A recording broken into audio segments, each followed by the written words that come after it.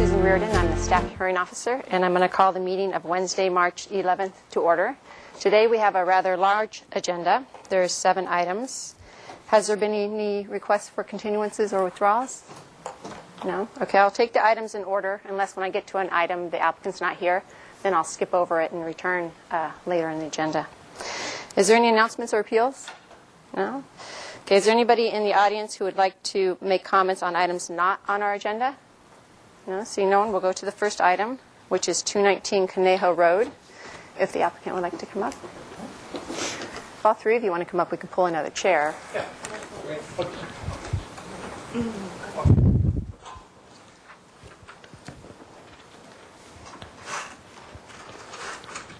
Be careful, some of them don't lock in the back, so when you sit down, go carefully.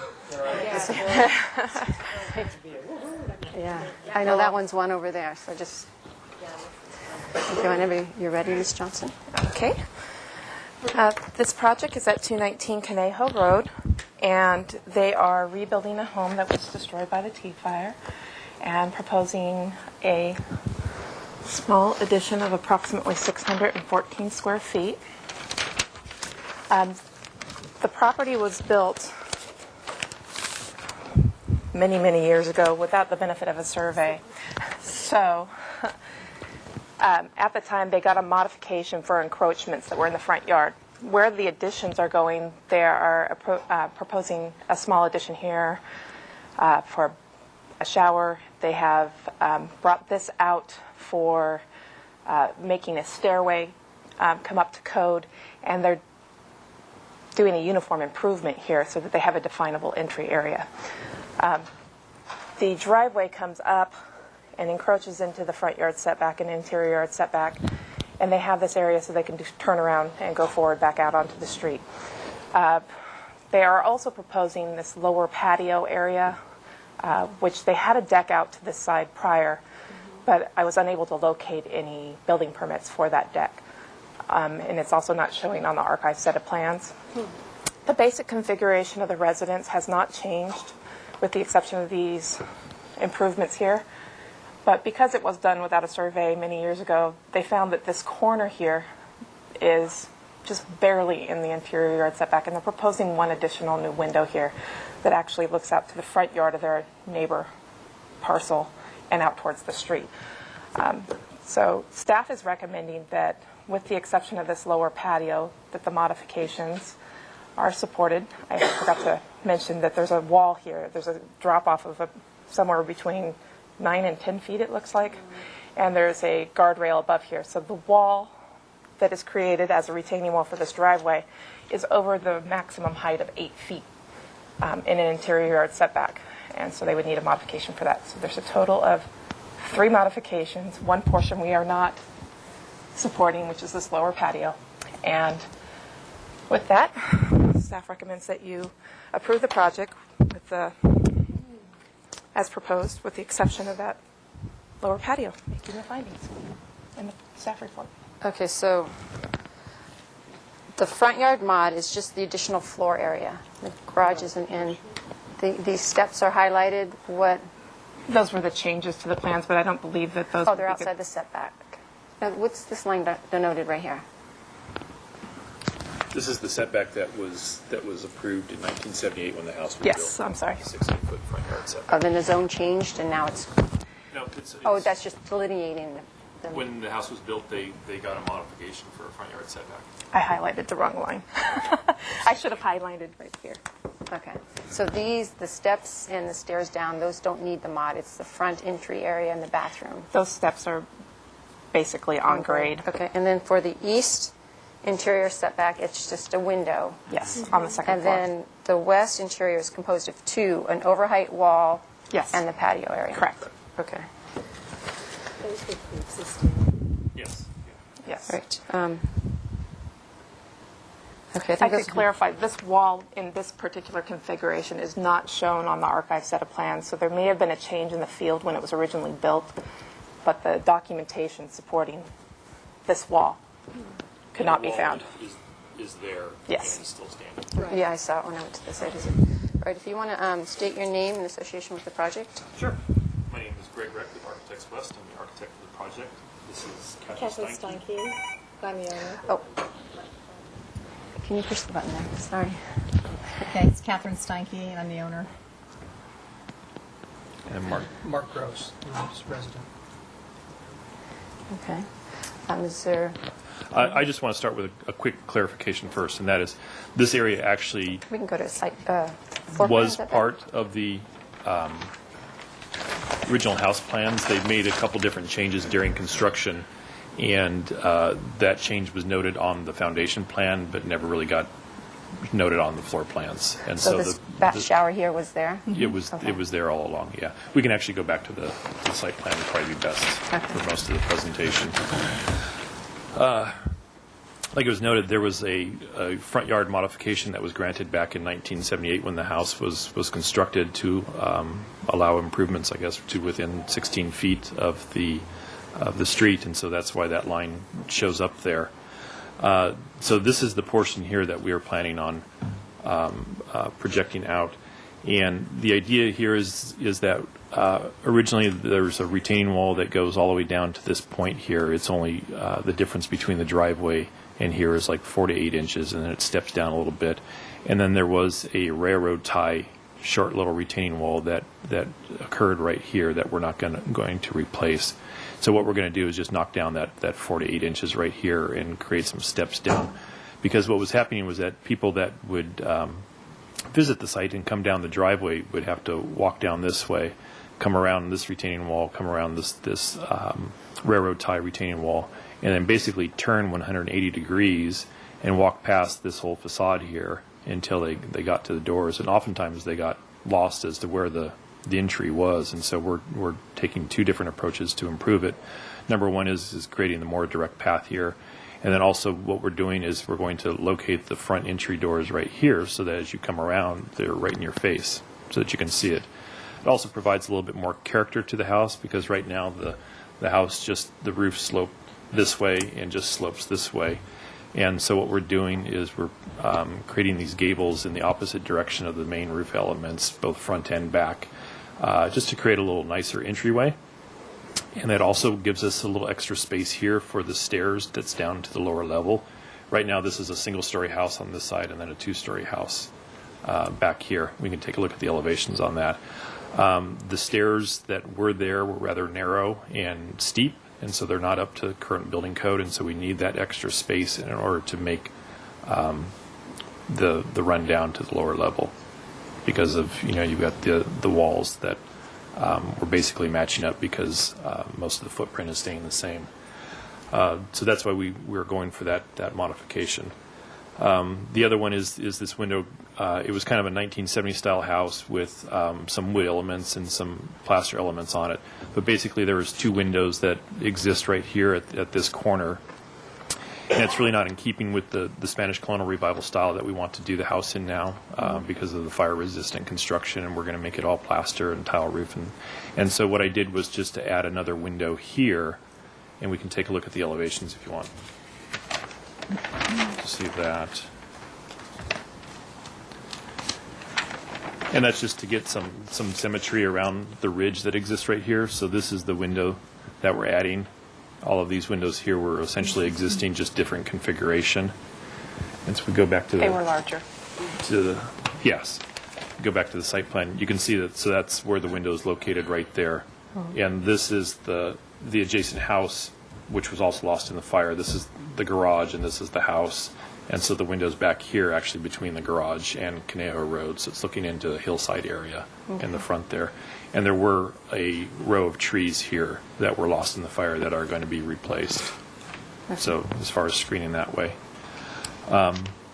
Over on this side, as I mentioned, this is, it was, built in a different fashion. There was a number of different things that were on the building department set that were kind of penciled in, and unfortunately this is one of the items that was not penciled in. It showed on the plan that the wall was going straight across here, but it actually loops up around this way. The wall is still there. There is an existing retaining wall that runs essentially across like this, and that is still, well, you visited the site, so you can see that the wall is still there, and we're planning on making, use of that and matching up with everything that we've got out there. And so obviously, because this driveway is in perfectly good condition, and it's holding, it's being retained by this wall, we want to keep that in its place. The lower patio area there, again, I don't know if it was built at the time that the house was built or if it was built at a later date, but it was wood framed, and again, because of the combustible materials near the house, we want to avoid that.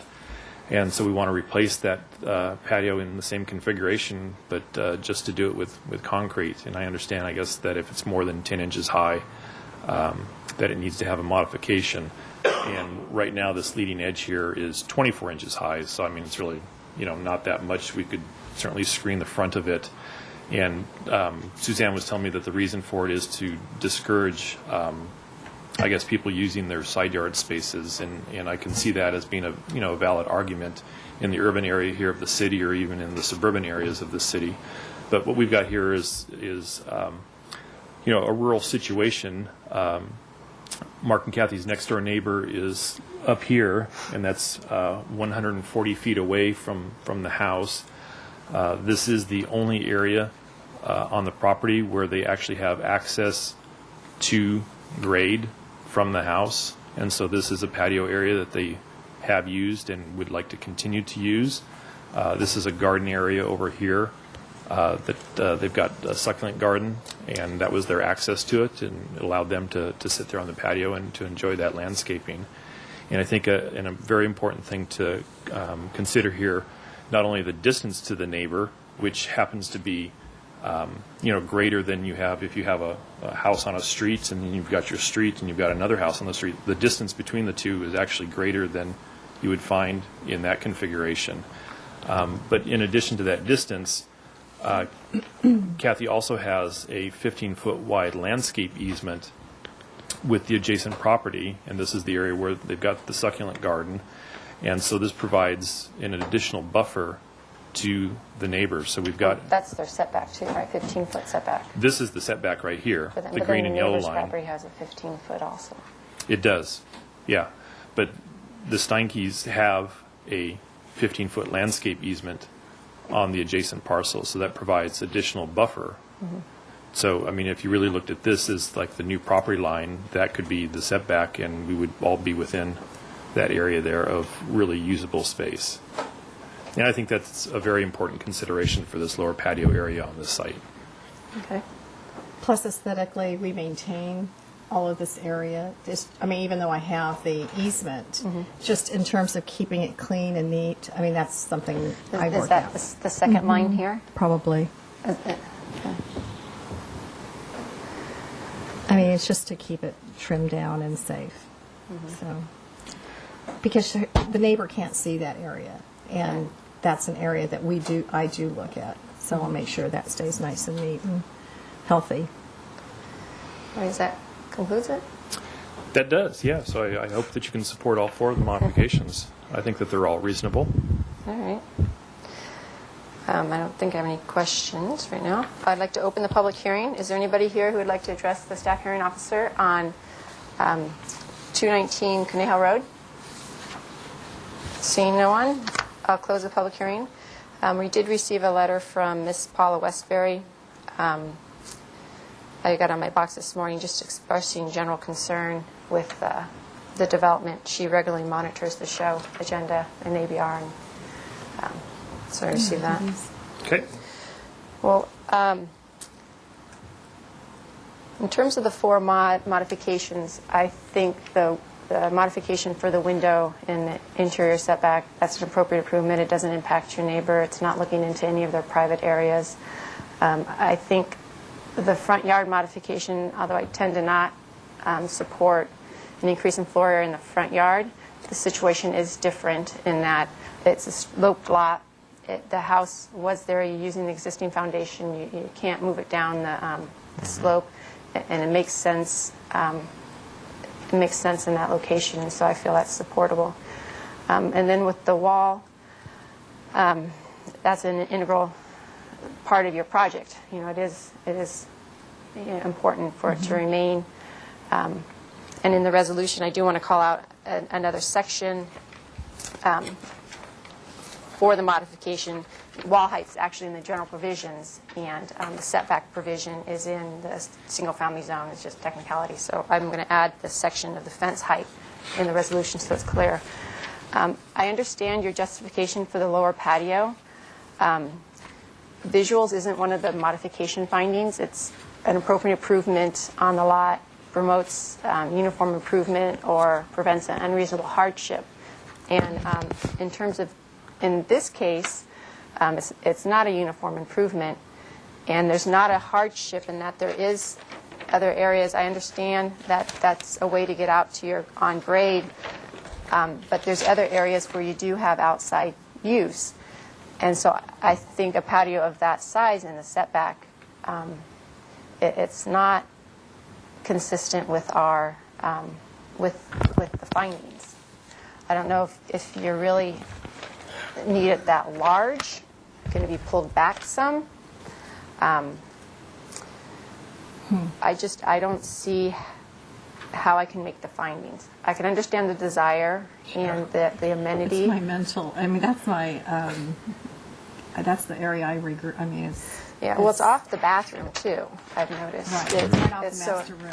Yeah, it's very Off, well, private. this is off the master room in this area Right. with the bedroom, Oh, and then master it's bath. through the bathroom and a patio. Yeah. So I don't. It's just a very private area. It's a unique space. I mean, none of these have access to Right. grade. One of the first things you said was about a uniform improvement. What do you mean by? Well, like by in this, that? in the first floor plan where you're continuing a house line out, right here. Mm-hmm. You know, for this was already here. You're just bumping it out. Or I'm pointing to the right area. Mm-hmm. Yes, Yeah, yes, because you you come are. down, here's the front door. So in this instance, it is uniform improvement. Another uniform improvement, if it's similar in the neighborhood, it promotes a uniform improvement. So in this, with the larger parcel sizes, I don't see how, and it's not adding on to an existing legal deck that I can say it's a uniform improvement. So it'd be more of an appropriate improvement. Is it appropriate to encroach that much into the setback? It was existing, but it doesn't show up anywhere? Is that correct? We can't find evidence of a permit. Because we bought, yeah. Where's it no longer 10 inches in grade? Well, 10 this was inches the above. previous deck, but Is that the deck or the turnaround? that's the deck. That's the deck. Here's the it was all turnaround. It's built. right at the edge. I would say So it's probably actually on. So it's on grade. oh, I mean, so it's up here. Here's where the deck was, up here. That's what it looks like up there. So this is the. That's another, that's part of. That's an area where they had like their easement. barbecue. It's a little landscape. It's just landscaping up at the top. And then right below, is this, I can't tell from this. Let's see. Where's the Oh, house? okay, Okay, sorry. yes. Okay, so here, this probably shows a little bit here where the patio area was, down here. Here's a closer. And you can see how it had landscaping. Yeah, so you can hardly see it here. It's just a small little patio area. It's not off the house. And it was just privately enclosed.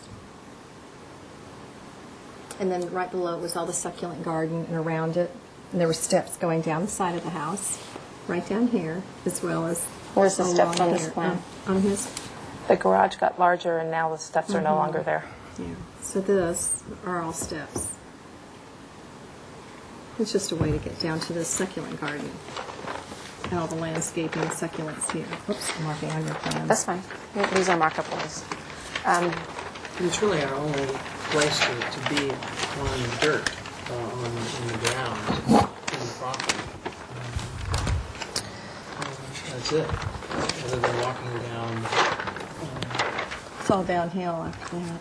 the steep Around grade. this way, yeah. Yeah, and the other ways, we have to come down, the gardeners can come down, or we'll go down that way. But does it have to be such a large of an encroachment? You mean pull it back this way Yeah. a bit? I suppose that we could. How wide is that That- showing now? It's 14. Or it's 14 by 15, this area. And then this area is 5 by 10. So we'll pull it under maybe just a couple feet? Whatever we have to do, because, geez, we would have no other place to sit outside on the whole property. I could support a maximum of a 5-foot encroachment. That would still give you, 5 feet from the property line? yeah, So pull it back so that it's 5 feet clear from the property line. yeah. Okay. Yes, whatever we have to do. How much would that give us? Yeah, I guess it would cut it down to 10 feet. Yeah, 10 yeah, by, scale 10, to 10 by scale. 14. Yeah, I The other brought my- option is that I could deny it and you could appeal it. It's no fun. Yeah, I can't, Right now it's 14, so we'd probably have to cut it down to about 10. But then we would make all of this just right at grade. Okay. Right, so that wouldn't be a problem. Yeah, okay. okay. Well, with that, I can make the findings in the staff report and approve all. There's 3 listed mods, but it's actually 4 components. So that would be the new window in the interior setback, east interior setback, the front yard setback, the overheight retaining wall, and the section attached to that, Gloria, I'd like it 28.87.170. And then the deck with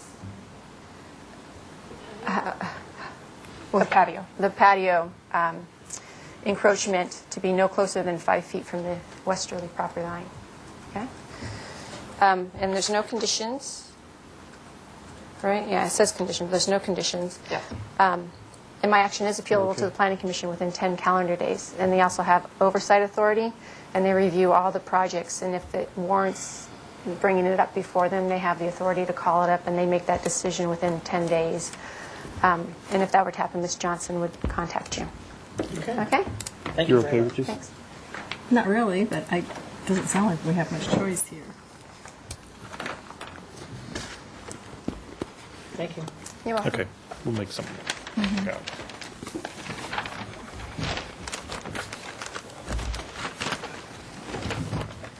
And the next item is 317 Caneo Road.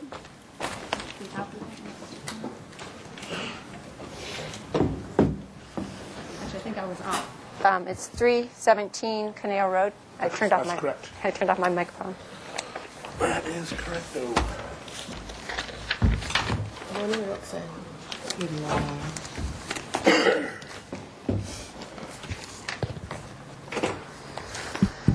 How did you get it?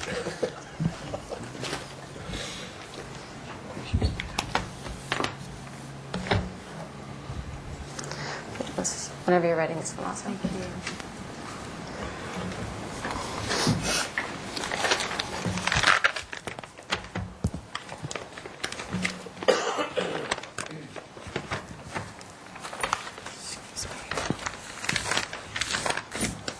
Okay, the project site, which is just under 13,000 square feet, has frontage out on Sherman as well on Conejo. Previous development on site consisted of a single-family residence and a carport in this location. All structures were destroyed by the recent T-fire, and this application is to rebuild the existing structure. There are some minor improvements being proposed on the rebuild. The biggest one is raising the house about 2 feet in height. That'll allow the old foundation footings to be maintained on the site, which will act as a support system for the grade. So the new house is going to have a raised foundation, which will result in the overall house height increasing by approximately 2 feet. Because of the higher finished floor, decks need to be added to provide access from the residence down to grade. The previous house had small non-conforming portions back here into this interior yard. Because this area is getting taller in the rear setback, it also needs a mod. And then small portions of the deck here and here, as well as enclosure of the previous carport into a garage. That results in new wall space in this interior setback. Staff feels that these are minor improvements. They're all a part of an improved rebuild of pretty much what previously existed. We took into consideration the lot size, which is quite small for an A1 zone. With this slope, you would need 2 acres to newly create this lot. Also that we had 2 front yards that we were working with. And staff feels that the modifications being requested will allow this woman to get back into her home with a better version of what previously existed. We're asking for approval of this modification as submitted. Okay.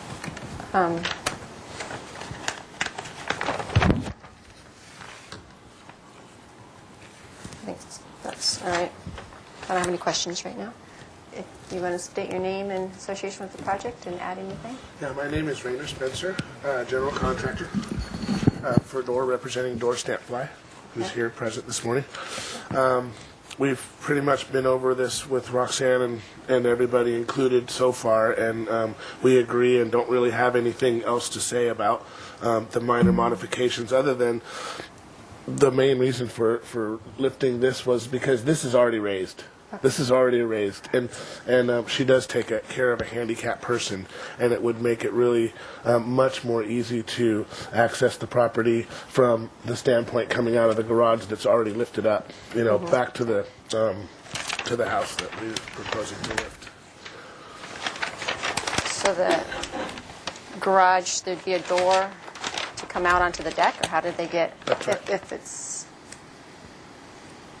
This would be the the door. door. This would be the door coming out onto that deck that's right adjacent to the house.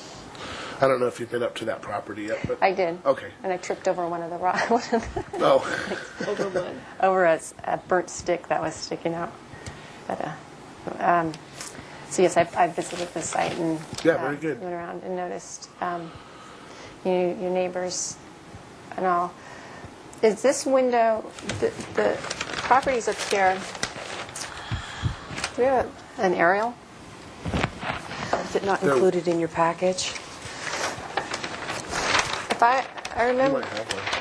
well, here's these.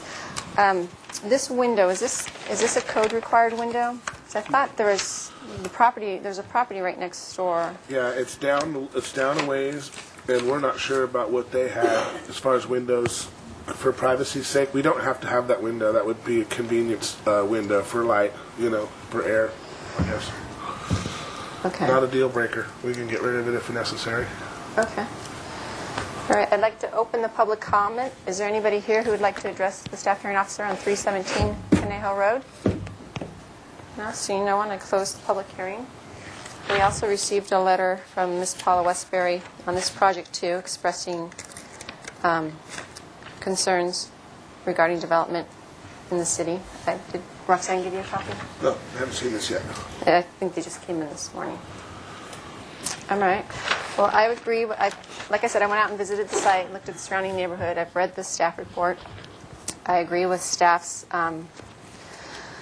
justifications of the mod, and that's irregularly shaped lot. It's sloped. It's very. It has very a lot of obscure. constraints. It's small. The minor encroachment of the deck and the stairway in the front yard, I think is supportable. It's an appropriate improvement, as well as the rear or the interior yard setback with the steps to the rear of the house. In regards to the garage, I would like that window removed. Okay. If that would be. You can just make a note of it in your findings. Yeah, I just put it and as a we'll condition. absolutely do that. But I think it's appropriate to provide the two-car garage. The amount of encroachment wouldn't impact your neighbor. And with that, I make the findings in the staff report and approve your project, subject to the condition that the window, Be removed. within setback, the rear one could remain. Okay.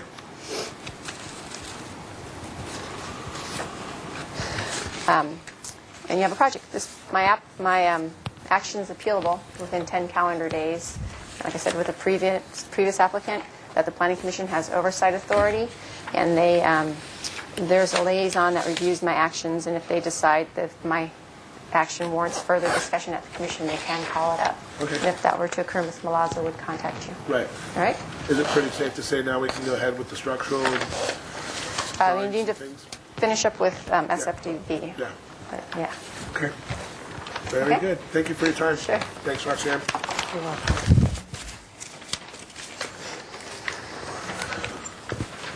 And the next item is 14 Camino Verde.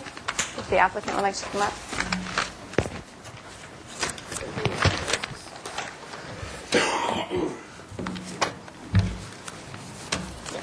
Hello. Hi. Good morning.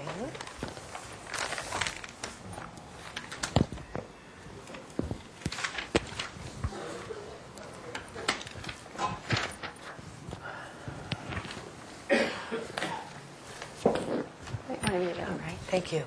This project site is just about 9,000 square feet, also located in the T-Fire burn area. Irregular shaped lot, steeply sloped.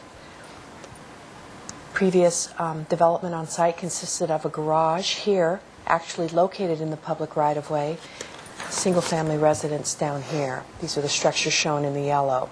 The proposed development is a redesign, shown here in the green, two-story single-family residence, and the garage pulled out of the setback and placed still here within the front yard. That's the modification being requested for the redevelopment on this site.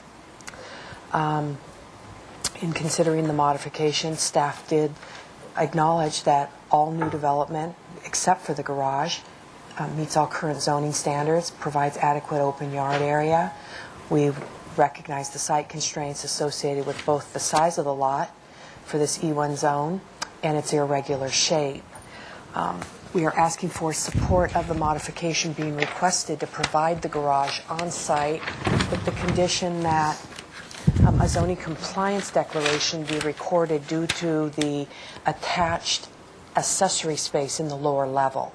As you can see here, you'll come in off the street, stairs down into the main living area, the master bedroom, bath, and then living room, kitchen, and then downstairs to 2 additional bedrooms. There is some basement area and an accessory space that's attached that's only accessible from the outside.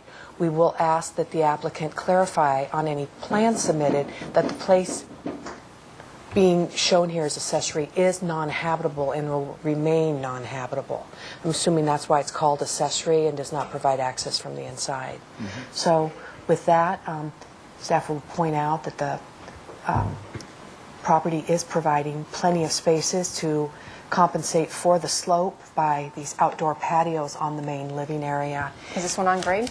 Yes, it is. That's the entry patio courtyard, and then these ones that are raised. So we're asking for support of the project as submitted with the condition that a zoning compliance declaration be recorded due to the configuration of the accessory space in the lower level. And the bathroom reconfigured too. I'm sorry, and the bathroom, which I had already changed. We do have some standards when a powder room is in a non-habitable area. We do restrict it to a toilet and sink facing one another in a room with the minimum required dimensions and a pocket door. So no adjacent cupboards, cabinets are allowed in the immediate area of the powder room. Okay.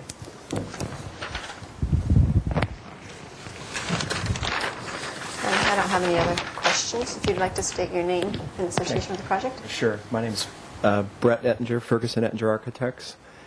And I thought the presentation was well done. It's a very modest request for modification, I think, in light of all the improvements that are being made to the lot, in addition to several side yard and rear yard encroachments that were present. The previous garage was in the right-of-way. The previous garage was of non-conforming size. And by consolidating the development, we're able to provide a project which is more contained and allows for more green space and open area on the lot. And in addition to that, we had very favorable initial conceptual review with the Single Family Design Review Board. They actually told us to come back with final working drawings. So I think in the big picture, it's a net improvement, and we look for your consideration in approving this so that our client can get back into his house as soon as possible. Okay. Thank you. Okay. And I don't have any questions for you right now. Okay. I'd like to open the public comment for 14 Camino Verde. Is there anybody here who would like to address the staff hearing officer? Seeing no one, I close the public hearing. We also received a letter from Paula Westbury on this project too, and I handed it to you, and it's expressing general concern about development. I went out to this site too, visited it, and saw the surrounding neighborhood, and read the staff report. And I agree with the staff report that the proposed location for the garage is a superior location. The site is constrained with the irregular slope or the irregular size or shape of it, and being at the end of the cul-de-sac and with the slope. And so I can support the modification and approve it, subject to the conditions of approval as outlined in the staff report. And so you have a project. And this, my action is appealable, like I've said on the other two, to the Planning Commission within 10 days, and they have that oversight authority. So Ms. Malazzo would contact you if either of those instances occurred. Okay. All right, thanks. Thank you very much. All right.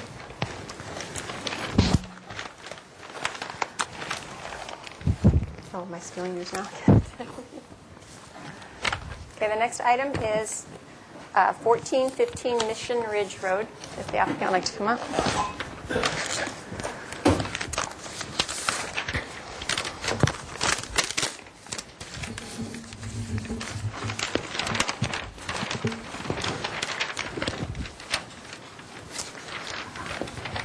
Use this. This is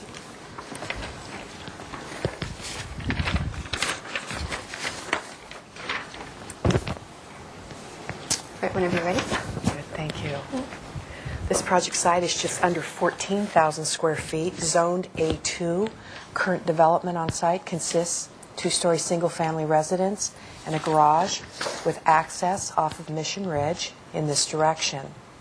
The current property owners have owned the house for about 10 years, but it was originally constructed in 1952 with an elevated outdoor deck in this area. The deck is about 192 square feet, but was located within the setback 2 feet from the property line. When the new owners took over the property, they did do some alterations here to enclose the area to use as additional habitable space. Upon the zoning information report being prepared recently, due to a pending sale, it was identified as illegal construction, and the applicants came in to try to legalize this very integral part of the house. Now, staff has some pretty strict policies on new habitable space and setback, and particularly if it's as-built, we don't want to encourage that type of activity. But once we went out to the site and we saw how well the area did work, and more importantly, the distance between this enclosure and the neighboring development, which more than provides an abundance of separation for quality of life. The purpose and intent of that setback is to provide separation between the residential neighbors for odors, noise, privacies. This enclosure is doing none of that. In fact, staff's position has changed to probably even say this is less intense than the outdoor activity or congregation that the previous and legal deck would have allowed. So we are asking for approval of this project as submitted. Okay, I'd like to clarify. I know in the applicant's letter, it was also requesting approval of as-built bar sink and gas fireplace. That's not part of my action today. My action today would only be the encroachments of the setback. Fireplace installation, which is a gas installation, is located in the as-built room. The sink is out on a back deck. Is that even shown on this plan? I used a previous plan because the ones that were submitted with the application are from a previous construction. So the outdoor sink does not need a modification. The installation here would be approving the room with the amenities as installed. But it's all interior. Correct. Right, okay, yeah. All right. If you'd like to state your name and association with the project? Jane Gray, DUDAC applicant for the property owner. This is my client, Richard Godfrey, property owner. Do you have anything you wanted to add? wanted to thank Roxanne for all her diligence on this project. She's been absolutely fantastic in responding to us, and we completely concur with staff's recommendation. This does provide an incredible improvement, not only for the house itself, but for the entire neighborhood, and that it does mitigate impacts. There was an outdoor patio with a barbecue. The barbecue is now where the fireplace is, the gas fireplace. So it's a huge congregation area, and noise and odors and lighting that would be associated are now no longer associated with it. It does have a sort of, large encroachment into the setback, but the property adjacent has a residence that's about 100 feet away. So there's intense landscaping here and a significant amount of space in between these two properties. Have you spoken to that neighbor? We did submit a letter from that property owner who completely agreed with the... Wasn't in receipt of that. The last name Escalar? Yes, correct. Yeah, I was surprised that my package didn't include support, but I have 2 other letters of support Okay. from immediate neighbors, but not the ones that were possibly most affected.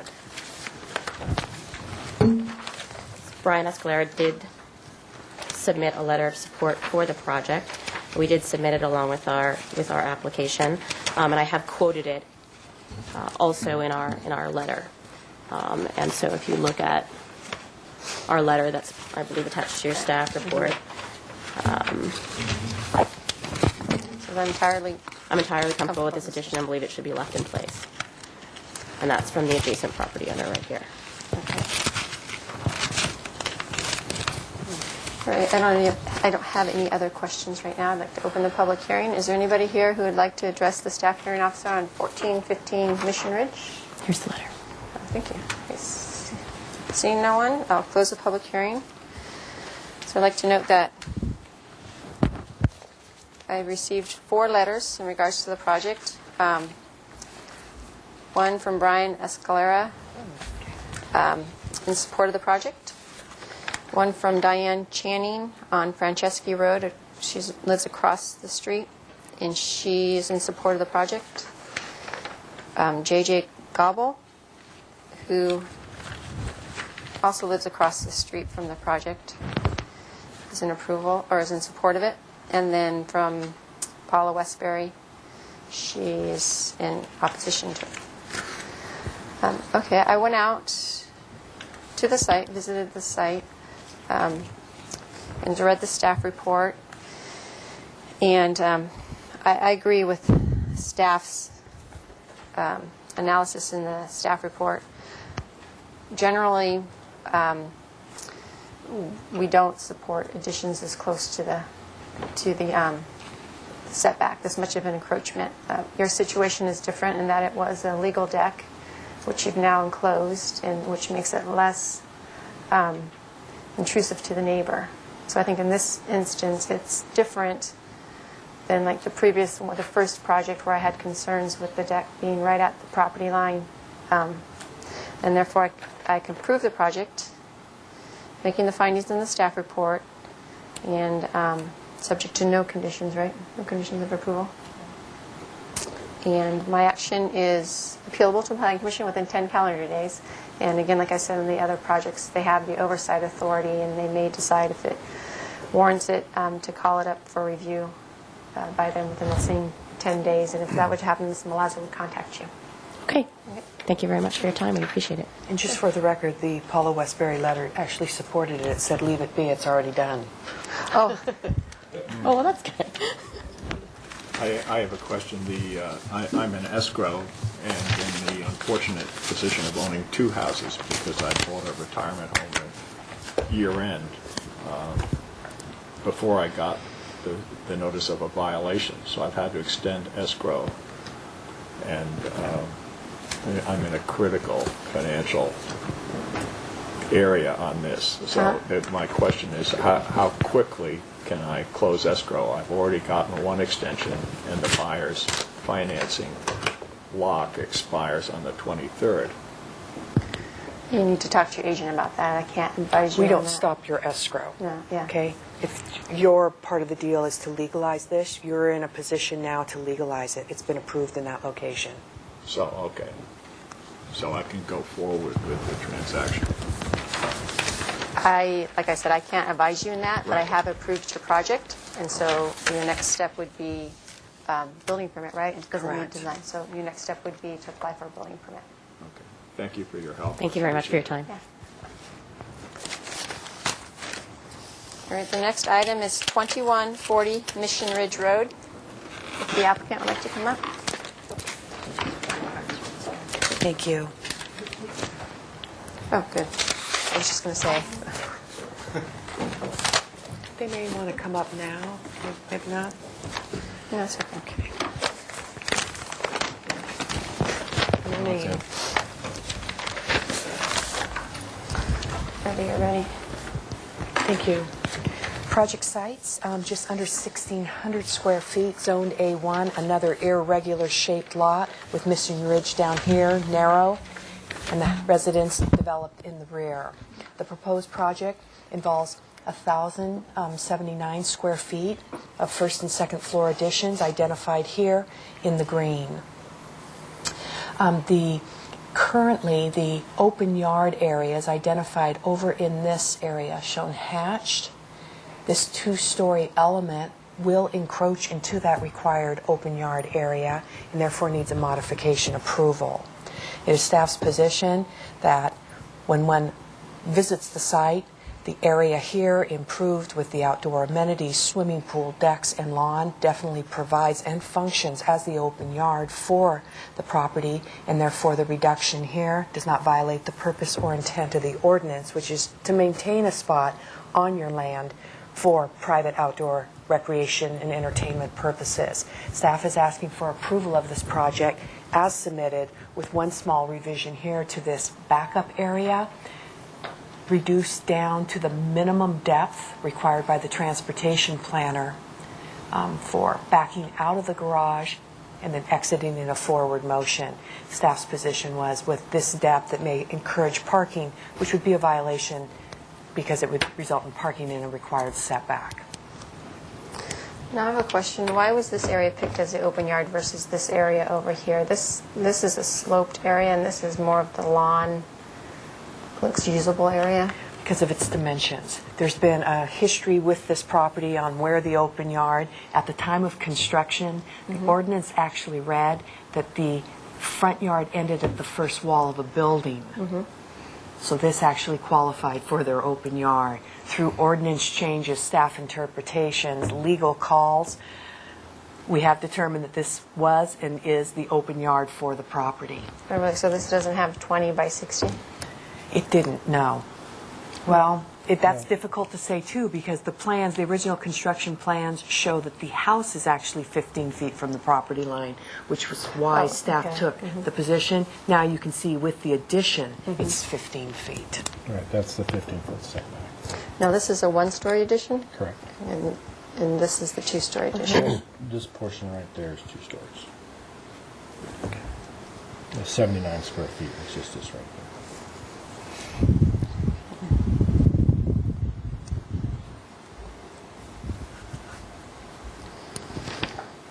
I think that's all my questions for you right now. If you want to state your name and association with the project. And Sure. Don Disraeli, I'm the owner.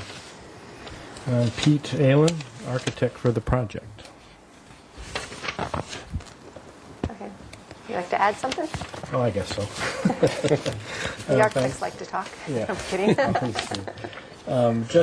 Just to add some numbers to the equation.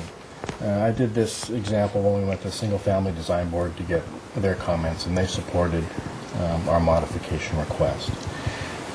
This is the area of open yard here that would comply with current requirements in the size and in the 20-foot dimension. Okay, so that's our 1250. Of what we are encroaching into that 1250 is 116 square feet. That's the footprint. And this portion is 2 stories up above, which is another 79 square feet. So around 200 square feet, say, total floor area is what's being encroached. And this, as Roxanne said, this area here, you know, the house has been designed just based on the lot configuration to provide all its outdoor amenities here. We can't really add and serve the functions of the addition in this direction. And what this also does is provide privacy for the Disraelis from the neighbors in their open yard area. This addition is only 1 story. The elevation of this residence is up above. You can see in the section if you want to see that. But really the impact of encroachment in this area, as far as the neighbors are concerned, you were on site with Don. There's a driveway here. The residents, the adjacent neighbors are here, far away. The structure is a trellis. No, it's not a usable structure. And their home orients in that direction. So, Well, in this one, yeah, there's a fence here, and this was landscaped over in this area. yeah, and this guy's actually down a little bit. That's correct. So that's it. Thank you.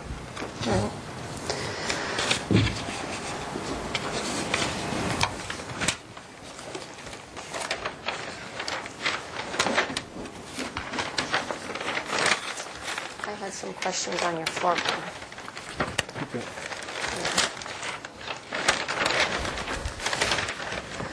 Okay, over. I guess there's like 3 storage areas. I think my concern is reduced more with the backup space. I was concerned that the addition of this storage area was impeding the back out from the garage, and the configuration on the site plan I saw looked like that was going to be used for parking, and so I was just questioning why so much storage. But out here there's a bathroom with the tub and all on the outside, and then this room. Is that a zoning concern? And there's 2 bathrooms associated with the bedroom. Because it's so well internally connected, we did not. It's very common when you have a swimming pool to have an exterior into a bathing facility or a bathroom so people don't have to go through the house.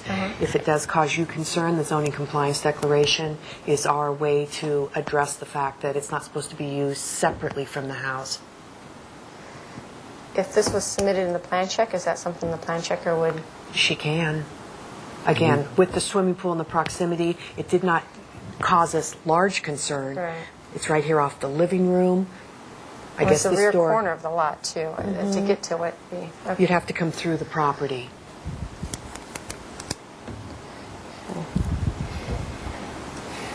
I think that was my only question for right now. We do have some people wishing to speak, so I'd like to open the public comment period, or comment. These are public comment from the Single Family Design Board meetings. Okay. The first speaker is Kathleen Weinheimer, followed by Patricia Amoya. Will you go first? Okay.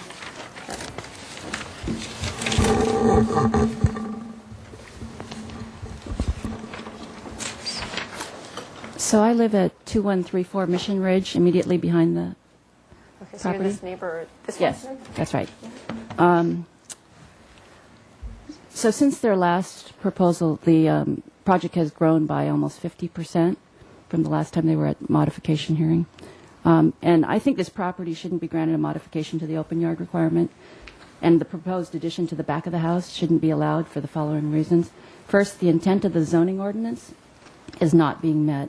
In the staff report, the area referenced on the side as open yard is not correct. It not only does not fulfill the proper dimensioning, but it also contains an unacceptable area of terracing that's over 3 feet high.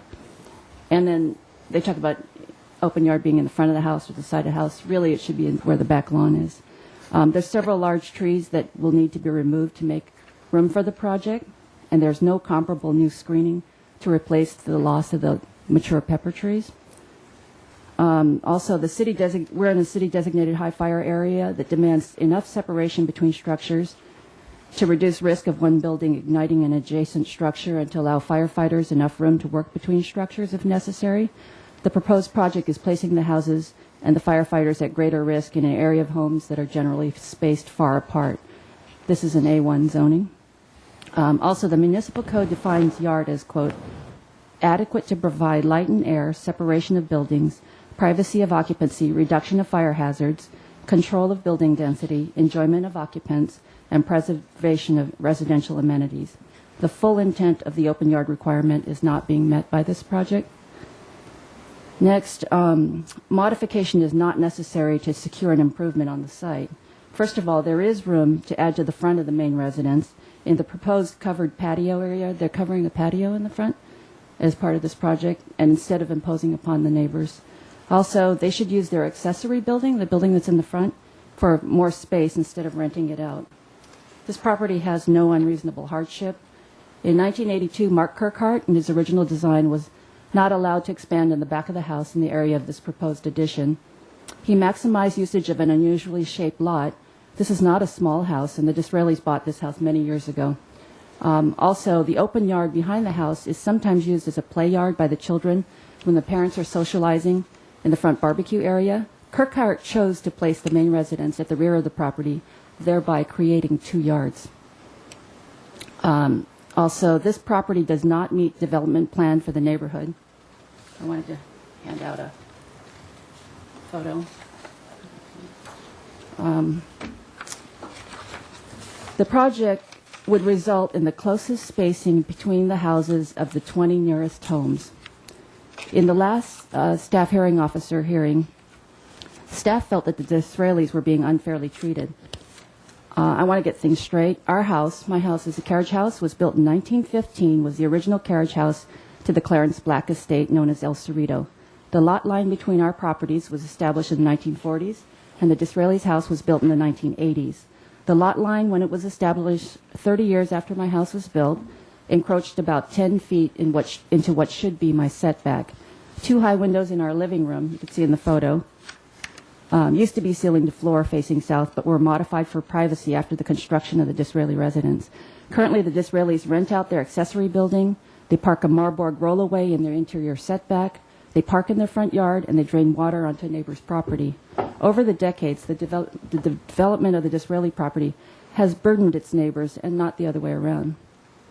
The A1 zoning has an implied 30-foot distance between residences, and the minimum dimension of 20 feet for an open yard would usually create a 40-foot distance between residences in their backyard. Today, the buildings are already too close together for the neighborhood. Next, if granted, this project would significantly affect persons and property owners other than the Disraelis. My house is only 6 feet from the property boundary. This is not a matter of fault, but simply a fact that needs to be considered when reviewing a new project. Their proposed addition would place the 2 houses only 20 feet apart and exacerbate an already tight situation. This project does not comply with NPO regarding good neighbor guidelines. The Disraelis clearly just want a larger house at the expense of loss of privacy and safety to both their property and ours. A historic wall, which is pending landmark status, is located on our side of the property line. It supports the south side of our house, the courtyard, and a backyard, all of which were built in 1915. Their proposed addition will be 15 feet from this wall. Additional proposed excavation, moving 2 retaining walls further into the hillside, will be even closer to these walls.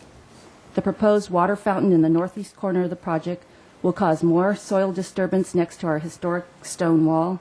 This project could compromise the long-term structural integrity for the support system of our house. This is not a question of fairness, but of how Planning Division approves projects, in particular, projects requiring modifications. Modifications can be reasonably granted if they don't cause problems.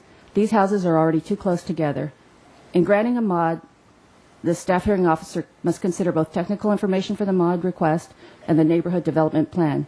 Take a broader look at this issue. Here is a house that does not meet NPO guidelines for consistency in appearance or compatibility for its Riviera neighborhood. It doesn't meet many of its A1 zoning requirements. It has no unreasonable hardships, and improvements can be made in other ways without adversely impacting neighbors, violating the intent of the zoning ordinance, or compromising my safety. I'm not asking for special compensation regarding an existing ordinance. The Disraelis are. Let them add on to their house, but have them do it in a community-minded way. Thank you. Thank you.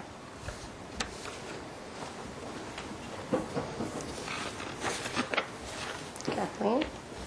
Good morning, everyone. My name is Kathleen Weinheimer, the attorney representing Ms. Sariyama. I wanted to talk with you a little bit today about modifications in general, and of course this one specifically. As Roxanne stated in her opening comments, this project has had a long history, and I know you've been here many times before and been to the Single Family Design Board as well. And some of that has been based on a reinterpretation, re-understanding of the open yard requirements and some new language changes in the zoning ordinance. I would suggest, however, that some of the misinterpretations are still continuing. As recently as last week, in reviewing the Single Family Design Board tape, I noted that Bill Mahan said open yard areas only apply to small lots. And while I understand the logic of that is small lots are closer together, the houses are closer together, and there's a greater concern for preservation of what limited open space there is. That's not what the ordinance says. And in fact, if you carry out his thinking in that regard, that the distance between the houses is of concern, and that's the reason for the open yard area requirement, that leads right to the problems with this particular application, because as Ms. Oyama stated, there is a reduced distance based on the fact of where the lot line was placed between these two properties, something that happened long after her home was built, and that obviously would not meet today's requirements, but does constitute an existing non-conforming situation. And I think does need to be recognized that there is a historic development in this area based on the original estate. I think the most significant misinterpretation, though, is one that continues and has been discussed with regard to a number of applications over the last several years, and that seems to be an increasing willingness to grant modifications. One of the findings that's required for a modification is that it's necessary to secure an appropriate improvement on the lot. In today's staff report, the findings state that the staff hearing officer finds that the modification is consistent with the purposes and intent of the zoning ordinance and is necessary to secure an appropriate improvement on the lot. Back in the dark ages, when I was here, it was necessary to say why. You didn't just repeat the finding and assume that everyone knew why that was necessary. I think necessary is the important word in that sentence as well. It's not desirable or requested or preferred, but indeed necessary. I would assume every applicant believes that his or her project is appropriate and in order to achieve their personal objectives is necessary. Unfortunately, it seems that mods in recent years have been granted on the basis of that there's nothing really wrong with the application, it's okay to find it necessary. I think that's really a misinterpretation because it makes it a reverse finding. It isn't a finding that there's nothing to prevent it from being there. Finding has to be that there's an actual necessity for the relief that's being requested. Here, I don't think the information in the record supports that. There's nothing to show why other conforming locations couldn't be used, why this very minor encroachment is indeed necessary. Certainly there are other locations on this property that could be developed. There's been no showing of hardship that necessitates this location. There's been no showing that it's necessary to create a uniform improvement on the lot.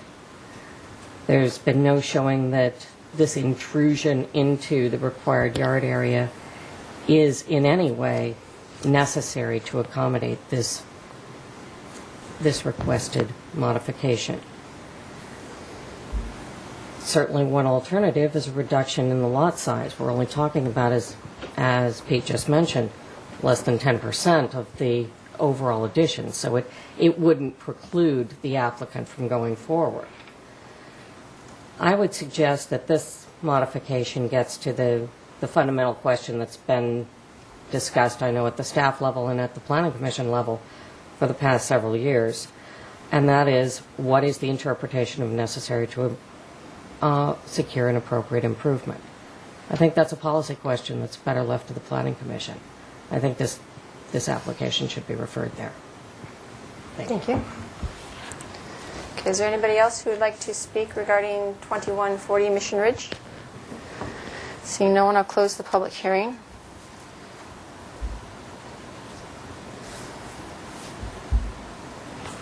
So these are requests to speak from the Single Family Design Board.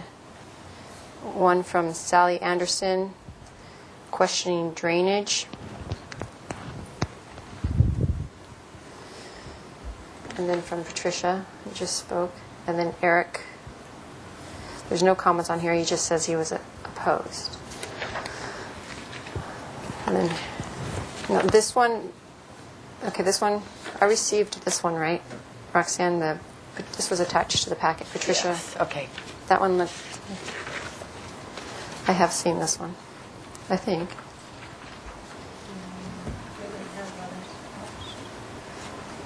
And it's from Patricia, who just spoke against expressing concerns with the project. Here's one from Patricia about, the spacing between homes, neighborhood incompatibility, removal of large trees, This was to the single-family design. board, noise. not Mod.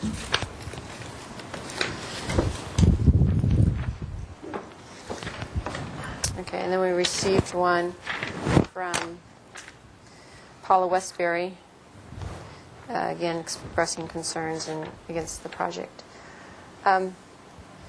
Pete, I'd like you to discuss the trees, removal of the large trees and screening. I'd be happy to. We've When? also reviewed these issues that were brought up Is there with the last Single week? Family Design Board, and they've told us that the project is ready to receive preliminary approval and taking into account Pat's comments at those meetings, and presumably with the MPO findings in mind.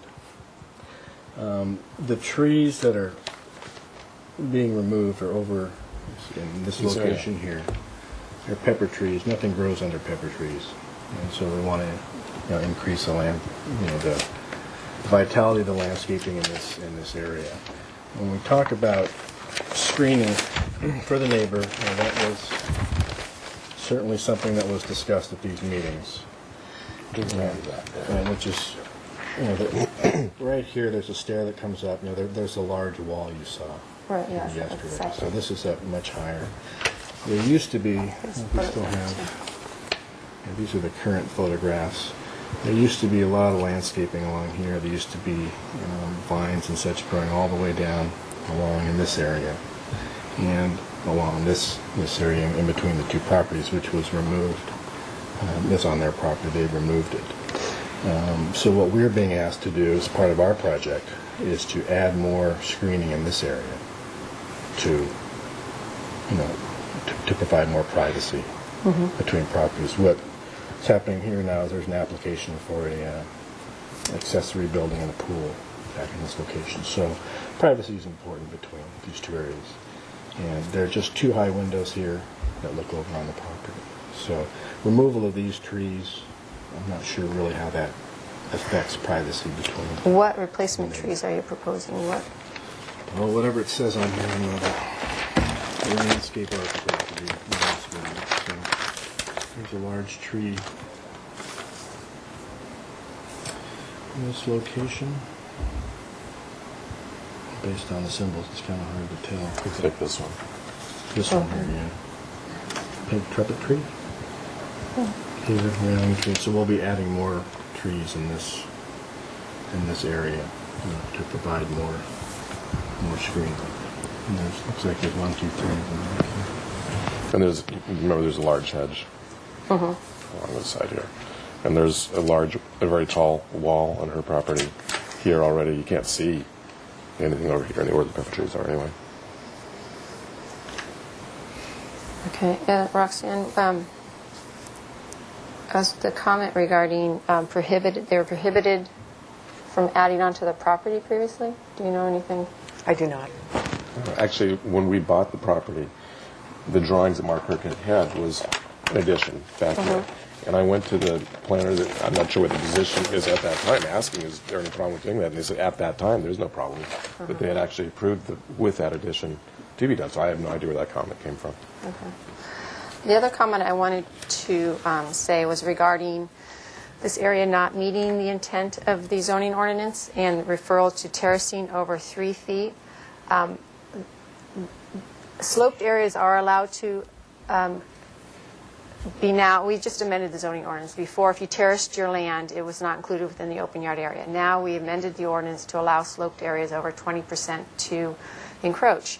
The word terrace in that sentence, where it allows terrace, patio, decks less than 36 inches, it means a terrace, a patio area. It doesn't mean terraced retaining wall areas. So this does meet, this is not a terrace, this is not what the zoning ordinance is talking about when it prohibits a terrace over 3 feet from being included in your open yard area. And then regarding high fire hazard areas, the fire people, they park their trucks out and they'll go back. They're not going to endanger their lives and to go between narrow areas. So building to the setback and endangering firemen, it's not the same. They're not going to put themselves in danger. So I don't see that's an issue here in that regard. The other one with building separation, the intent of setbacks is to have separation between the buildings. So there's a 15-foot setback, and they're building to the 15-foot setback. They're not asking for an interior yard encroachment.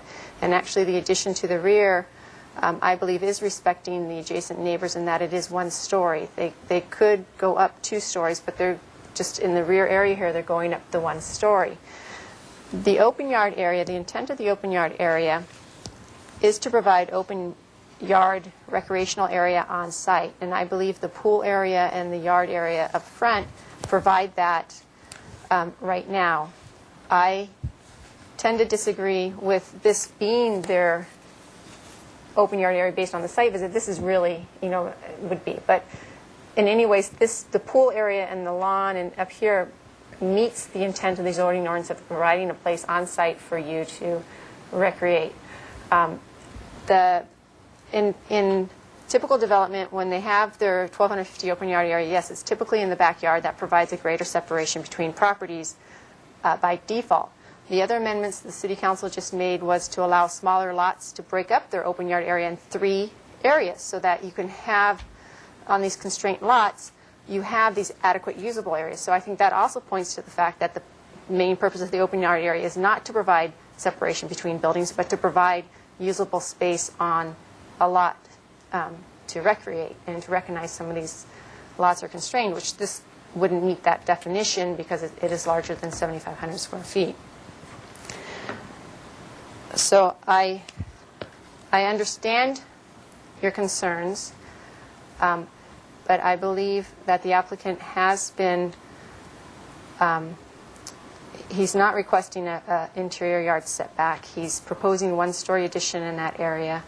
The lot is constrained in that it's irregularly shaped. As you pointed out, it is a smaller lot than what's required, and if the lot was proposed to be subdivided today, newly created, it wouldn't because it doesn't meet our minimum standards. However, it's an existing lot with existing development and that they're asking for an addition to. And actually, I wanted to look at the findings because the finding is the modification is necessary to secure an appropriate improvement. And in addition, an improvement to a single-family home is an appropriate improvement for a lot. Your family expands, or you move into a house, you need to make expansions to it. So the modification is necessary to secure an appropriate improvement on a lot. Not that the improvement is necessary. I think that is the appropriate improvement. Although this lot is constrained, it's irregularly shaped, it's smaller, there isn't a hardship. So that wouldn't be the appropriate finding.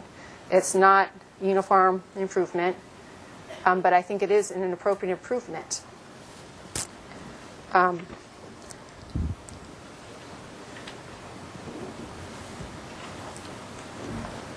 Did you have anything you wanted to add? I think you've covered it. Sorry.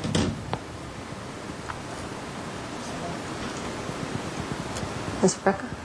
Hi, sorry, I just wanted to reinforce the history of the development of this site. When it was developed, the zoning ordinance did state that the front yard only went to the first wall of any building. So the gatehouse? So at the time it was developed, it did meet the open yard area requirements, and so due to changes to the ordinance, so I'm not totally on, sorry. Anyway, quickly summarize. When the property was developed, it did meet the zoning ordinance in terms of open yard area because it met the definition at the time, the letter of the ordinance. And through changes to the ordinance, it doesn't meet that anymore. And so given the location of the residence at the back of the property and that it was meeting the code at the time, they're now constrained in that where the open yard area is defined per today's code. So as you were stating earlier, in terms of this being a constrained lot, it is in that sense, in that in order to meet the code at the time it was developed, it pushed the development back. Okay, thank you. So I can make the findings outlined in the staff report, and I'd like to add to the findings the statements I just said. You know, it's an irregular shaped lot. The existing development's pushed to the rear of the site. The pool area provides adequate open yard, and it meets the intent of the ordinance. And also, as Ms. Brooke just stated, at the time the residence was constructed, that was the designated open yard area. And I'd like to put two conditions on the project.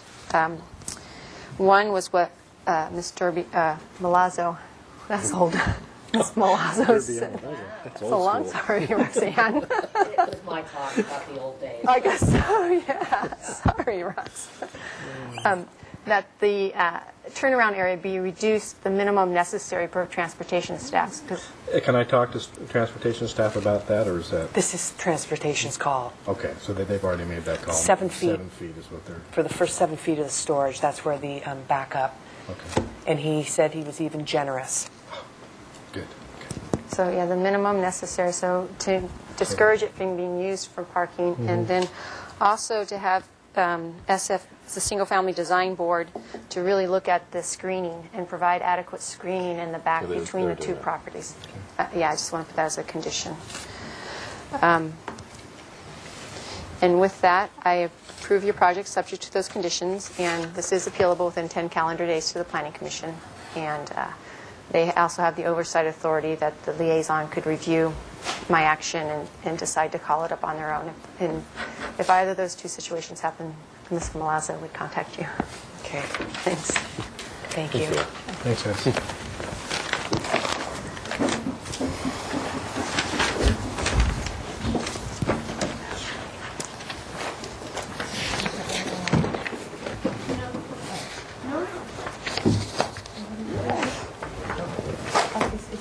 No, I'm sorry. You still have an order. Yeah. Yeah. Great. Okay, the next project is 618 San Pasqual. Hi. So, I think you want all these. Do you take these or just Gloria? I'm going to take them.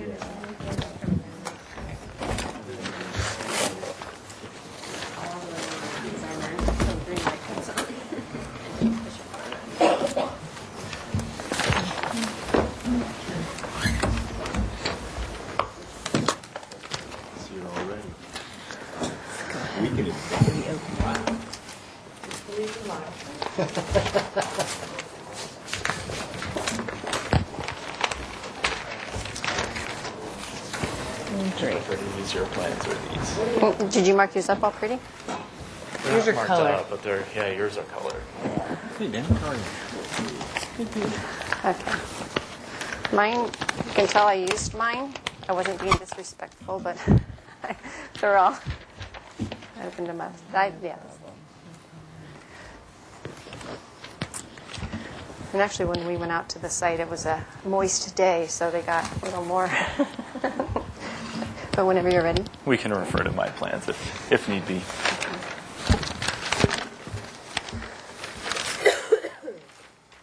So this project is 618 San Pasqual Street. It is a 6,625 square foot lot. It's currently vacant. It fronts on San Pasqual and a public alley accessed from West Ortega Street. The proposed project brought forward by Habitat for Humanity of southern Santa Barbara County is for 4 new attached residential condos. They would be restricted to low-income households. Units 1 and 2 are 2-bedroom. They would both be 981 square feet each. Unit 3 is 2-bedroom. It would be 1,127 square feet. And Unit 4, which is above the garages here, would be 789 square feet. The project also includes a garage with 4 stalls. That's 900 square feet and 1,830 cubic yards of grading. For your consideration today are 7 modifications, 1 for lot area, 1 for parking, 2 for fences and walls, and 3 for setbacks. Also, a tentative subdivision map for new condominium development. So I'll go through the mods one by one. The first is a lot area mod. This would allow increased density of 1 2-bedroom unit and 1 1-bedroom unit. The zoning ordinance does allow in the R3 zone 4 studio units. This would be over and above that. It would be consistent with the city's density bonus program, and also it would allow for units affordable to low-income households of these unit types. So you're saying they can get 4 studio units if they were just studio? That's correct. So essentially, if interior walls would change and these were studios rather than 1-bedroom and 2-bedroom units, it could be approved as studio units. The second modification is for parking. The zoning ordinance does allow with very low or low income units to be 1 space per unit if it's 100% rental. But since this isn't 100% rental, 1 uncovered and 1 covered parking space is required by ordinance. The finding for the modification would be that the modification doesn't increase demand for parking or loading in the immediate area. Staff is supporting this modification with a condition to the project that auto ownership would be limited to 1 automobile per household. Staff also supports this modification with a condition that 4 covered and lockable bicycle parking spaces be included in the project. Is that in here? The bicycle It is, yeah. It's a condition in the private CC&Rs. Also, this area is served by MTD Transit, and there is a pedestrian overcrossing at the intersection of West Ortega and Wentworth to get over Highway 101. There's also a condition that asks for sidewalk improvements on either side of the alley that would facilitate use of the 101 overcrossing. So the third modification is fence and wall height. It's probably best seen on A5. This is in the southern interior setback. This is primarily needed because of the topography of the site. They're cutting in. This is actually the adjoining property. So although the height is above 8 feet, the apparent height from the neighboring property is less than 8 feet.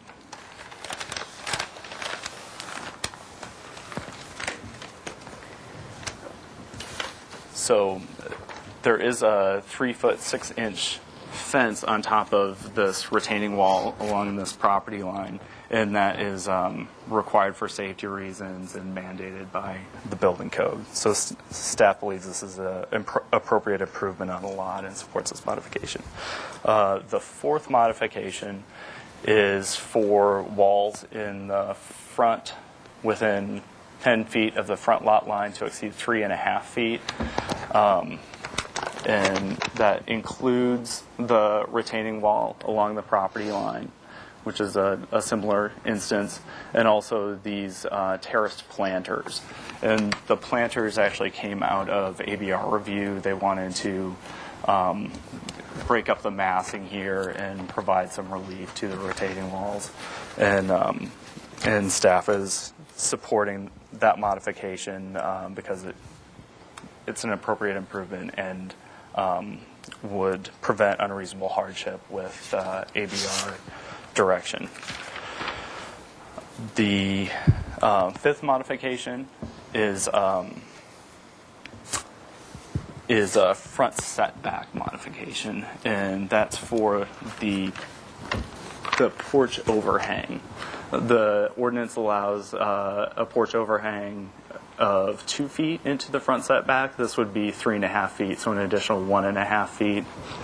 And this design came out of ABR's direction to provide additional detailing on the front facade and actually provide a front entry on this unit.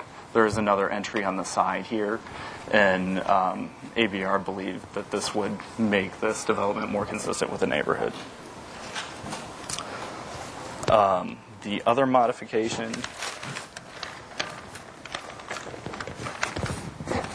for the interior setback is on this portion of the building where the garages are, and Unit 4 is above here, and that would be 1 foot into the 6 foot required setback. This would allow for maneuvering in and out of the garage, and staff believes that this is necessary to construct the affordable housing project to make this configuration possible.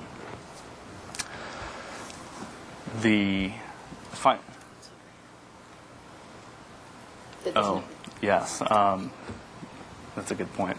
There is this this berm that would result from the project, and it's almost 14 feet wide, and the neighboring property is an apartment building and parking. So this area is not likely to be developed in the foreseeable future. So it's essentially a larger setback on the Were you guys going to property. landscape it? Actually, we've been working with the neighboring property owner. It's their property. And we had offered to landscape it, and she has turned us down at this point. But we'll continue to work with her and would be willing to do some plantings along that strip. We think it's beneficial to everybody. But she's taking out the existing landscaping that there is now because it's really pretty ratty. And hopefully we'll get something planted in there. I think she has an interest in that, and but just had some questions about how it would be maintained and whatnot. Okay. Sorry for interrupting. It's okay. The final setback modification is in the rear setback. The R3 zone, as we recently found out, requires a 6 foot setback on the ground floor and a 10 foot setback on the second floor. So the proposed setback is the same for the first and second floor of 8 feet 9 inches from the property line. So it's more than what's required for the first floor, but it encroaches 1 foot 3 inches for the second floor. And there is this is the rear property line, and Habitat and this property owner have a reciprocal easement here, which precludes development of buildings in this area. So there's essentially a 16.25 foot space where there wouldn't be development that essentially serves as a building separation setback. So staff believes that this is also an appropriate improvement on the lot. The tentative map and condominium development, staff believes are consistent with the Subdivision Map Act, General Plan, and Municipal Code with requested modifications. So staff recommends that you approve the project, making the findings in the memo dated March 5th, 2009, and subject to the conditions in the staff report as modified by that memo of March 5th. I do have some questions. I've read the staff report, and I read the conditions, although I didn't notice the bicycle one. And I was wondering about noise. In the noise study, it talks about meeting the interior noise level standards with the windows closed, and it recommends a condition. The windows closed condition will apply to the project's habitable rooms, which means adequate ventilation needs to be provided. And then in your discussion, you talk about windows closed. And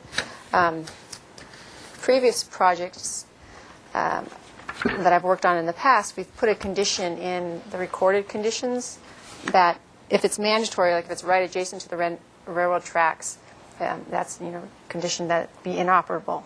And other projects, it's just puts the people who either own the unit or rent the unit, puts them on notice that if it's too noisy, shut your windows, pretty much what it says. But I didn't see that in here. I were pointing that there's a note on the plan, but is that something we want to add to the conditions? Yeah, there is a note on the plan that windows have to be closed to achieve that 45 LDN as projected.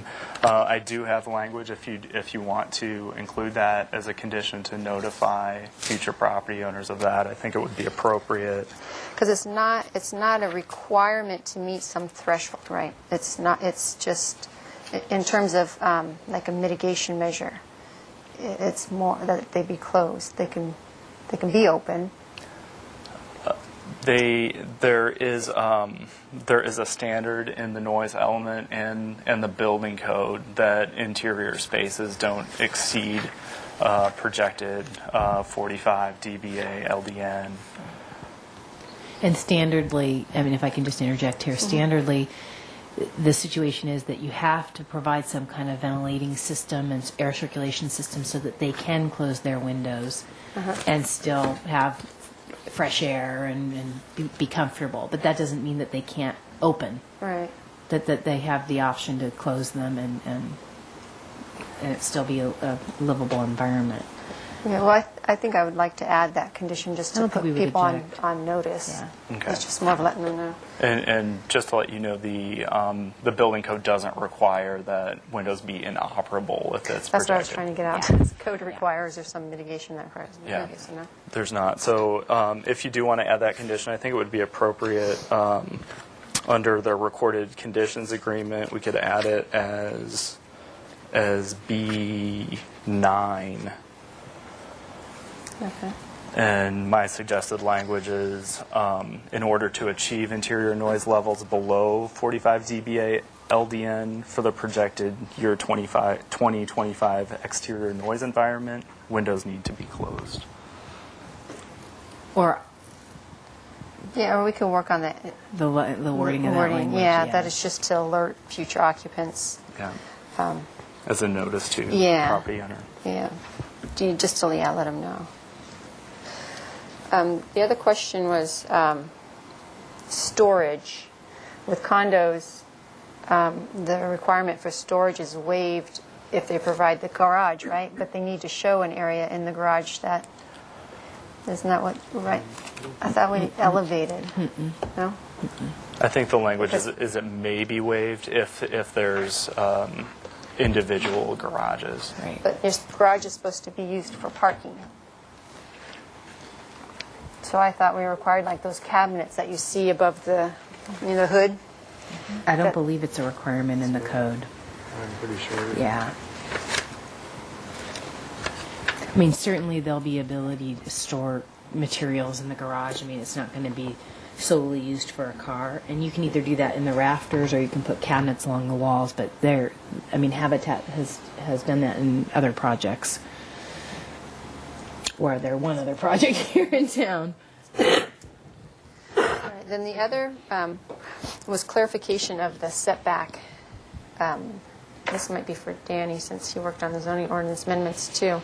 that the amendment we just put through regarding narrow lots are for lots less than 55 feet. If the garage doesn't face the street and its minimum dimensions, the setback could be 3 feet with a waiver by ABR.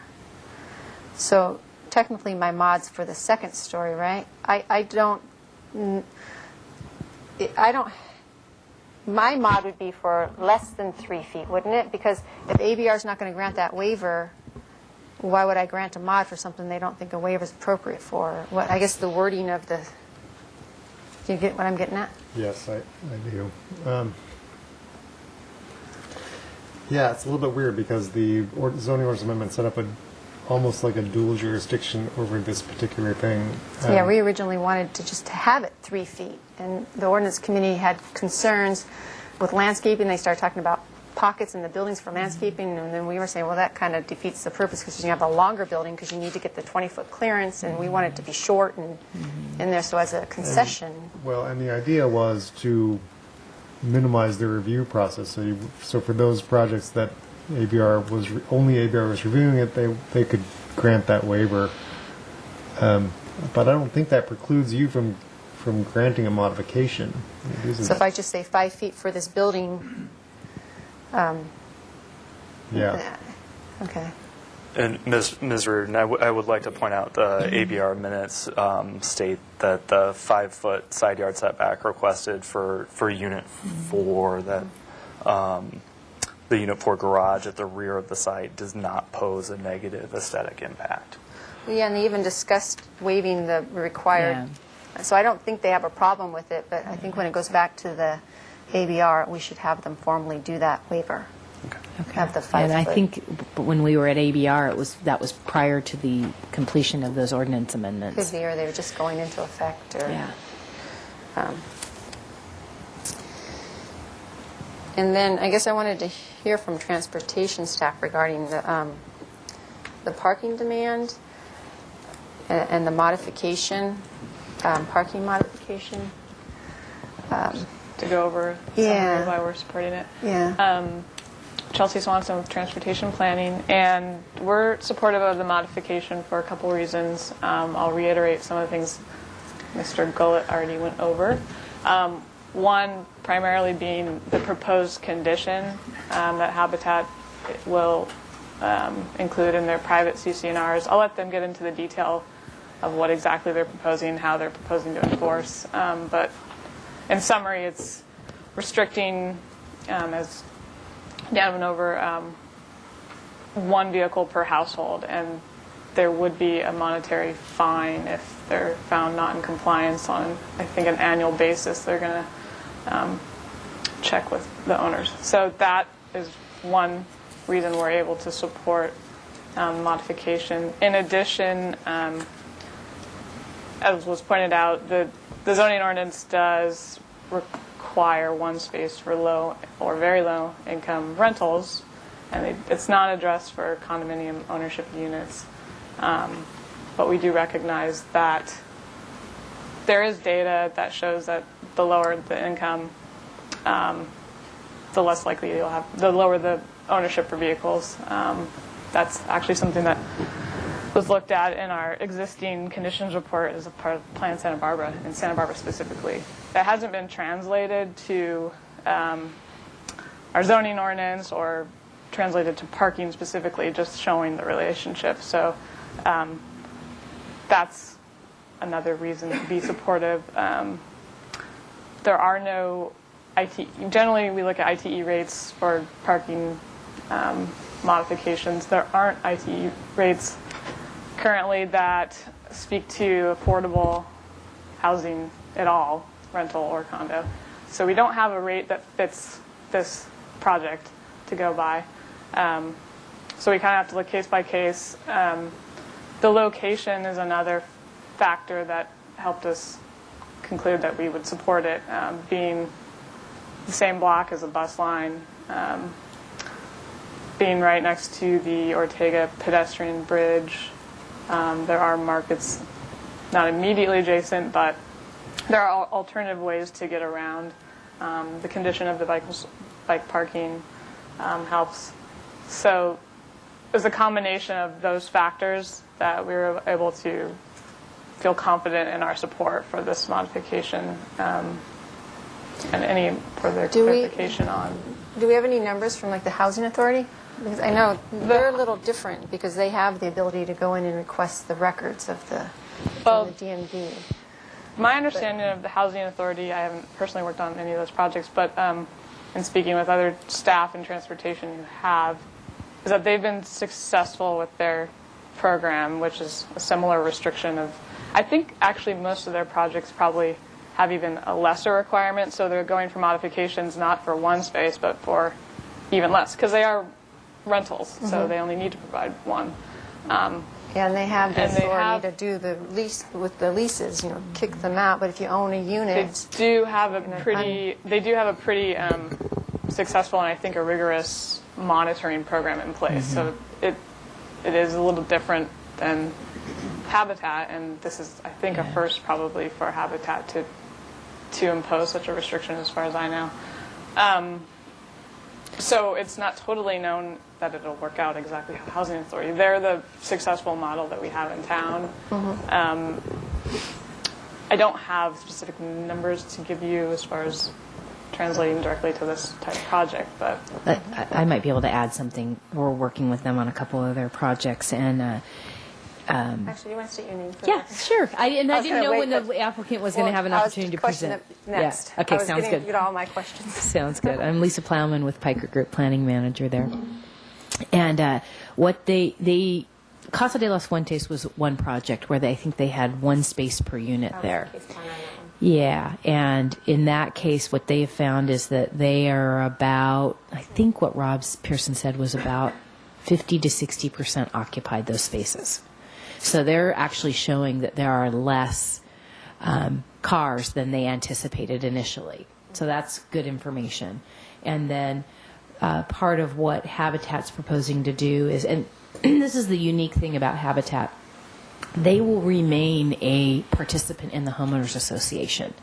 So it's not as if, like a typical condo development, the developer is eventually removed from the association and are no longer involved. They remain on a long-term basis and do annual investigations. And then the condition that they've agreed to, which is in here, is that the applicant is going to have to provide, or not the applicant, the occupant is going to have to provide data from the DMV on an annual basis, and then there will be the fines. But it's also, they work very closely with their clients, and they mentor them through financial difficulties and making sure that they can make their mortgage payments, that kind of thing. They carry the mortgage, so they have a lot of control over what their occupants are doing and influence. So I understand your questions and wanting to make sure that they're going to be able to follow up on this commitment. But they feel pretty confident, as well as, we had meetings with the city attorney and Habitat's attorney agreeing that they thought that this was probably a reasonable solution, particularly given that their ability to monitor so closely and participate. Mr. Reardon, one other factor. When we did the zoning ordinance amendment to reduce the parking for 100% low income, we never anticipated low income ownership units. There was no such thing at the time. I mean, it's extremely rare because, they're the only ones that do it. Right. So, had we thought that there might be such thing as 100% low income ownership units, we would have extended it to that as well. That's true. There's not really any 100%, huh? Right. All right, that's all my questions for staff for right now. So now it's your turn to present. And Dan did a really good job. I don't know if you wanted to focus on. He did. And you've given a lot of information regarding the parking modification. Yeah. Some of the questions I had was the trash access. I know it's vacant now, but how is it currently accessed? Is it off the alley for the other ones? How do you respond to ABR's comment regarding the grading and retaining walls? And then just if you have more discussion on the fines, CC&R, the fines for the parking and that. So those are the main ones I have. But in terms of going through each modification, Dan did a good job. He did a good job. I think I just want to start just at the front and just kind of walk you through a few other items. And I'm sure you know, this is Joyce McCauley, Executive Director for Nice to meet Habitat. you. Dennis Selledge, who's on the board for Habitat for Humanity. Just to talk a little bit about the area. I mean, this site was actually formerly a house, a single-family home that burned down, and then the previous owner actually worked a deal with Habitat to sell it to them. But in the neighborhood, and I know you've been to the neighborhood, you've got an apartment building here, you've got single-family here, and single-family across the street. And you actually have, I think, there is now a duplex here on this particular property, and then you have a single family here. They just recently added on The back duplex there. there. Yeah, there's a couple of units in there.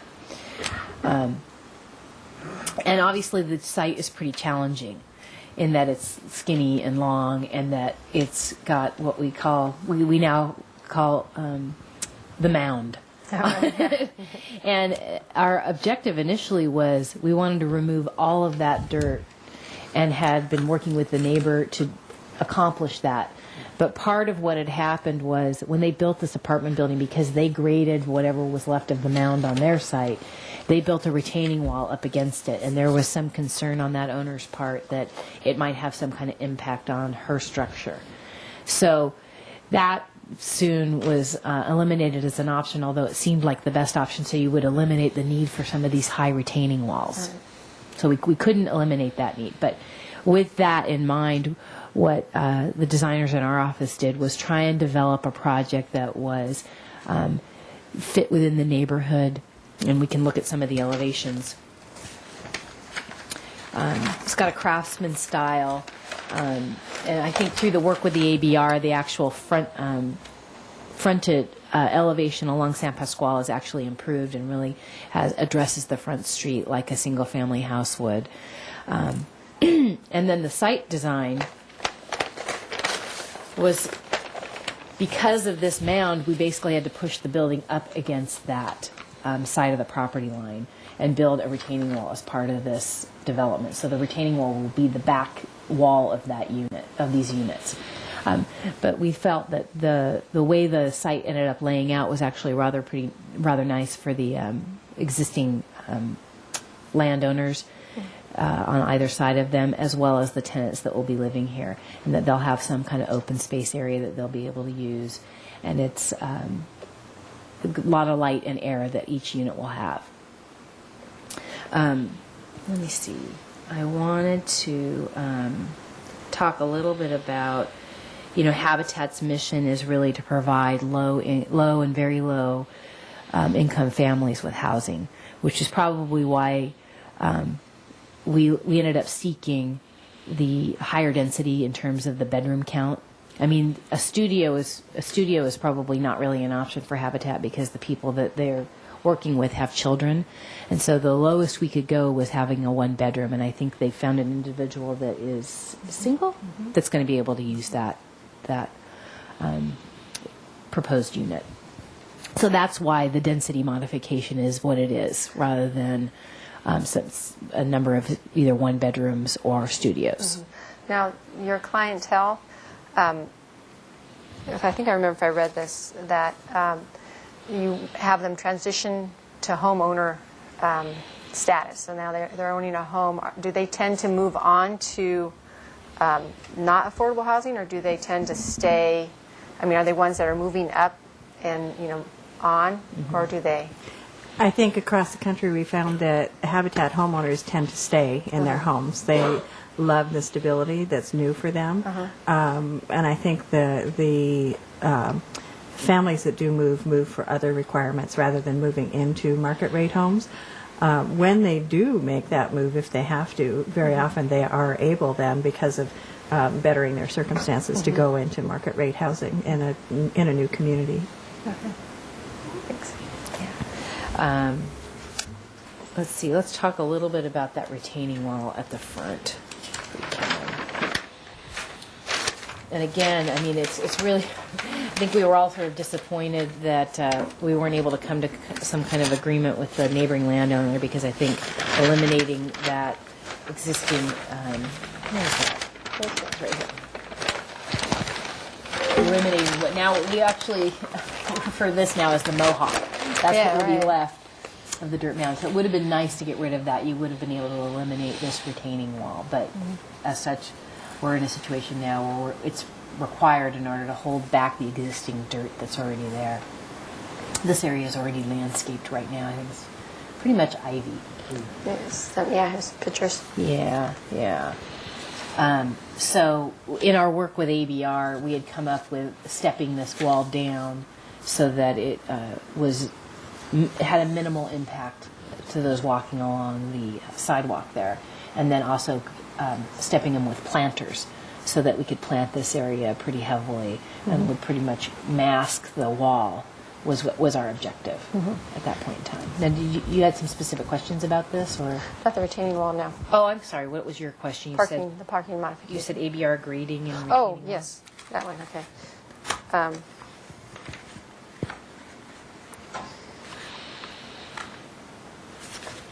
There is concern with the amount of grading and retaining walls, particularly in relation to the neighbor at the north property line. Mitigate with landscaping and reduce grading.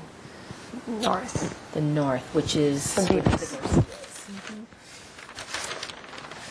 and I'm not sure So we'll what be in this area? I can't remember what their concern was, frankly. It's these neighbors. It's this side. So They're right here. So there's minimal grading. There's minimal grading there, and we're actually replacing the retaining wall that's on their property line right now. We did come up with an agreement with the neighbors on this side because the existing retaining wall that's there now is tilted at just about a 45-degree angle. Plus, when we had our survey completed, it was discovered that the retaining wall, the base of the retaining wall, was actually on their property.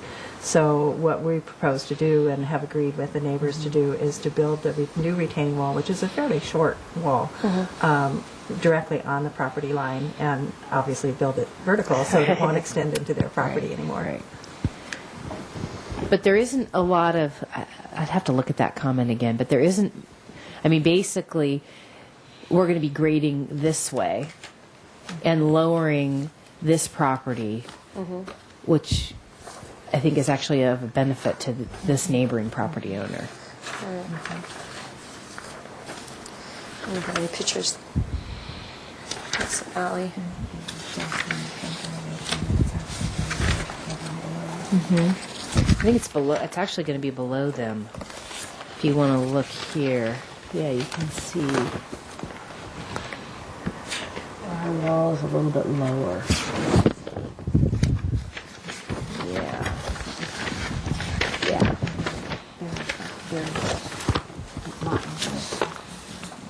Right. Okay. Well, I was looking at their comments, Yeah. and this is what they sent you away with. So I was wondering how you were. I mean, I think we all came to the conclusion there was no way to reduce the grading that was going to have to happen on the site. It didn't in the hearing, it didn't seem to be a major concern, and I don't know if you can verify that for me, Dan. I don't recall the comment. I do have some pictures. I mean, that might be helpful though. Their So this is the primary neighboring concerns. property, and this is a view of the current stairway. So this is all being lowered.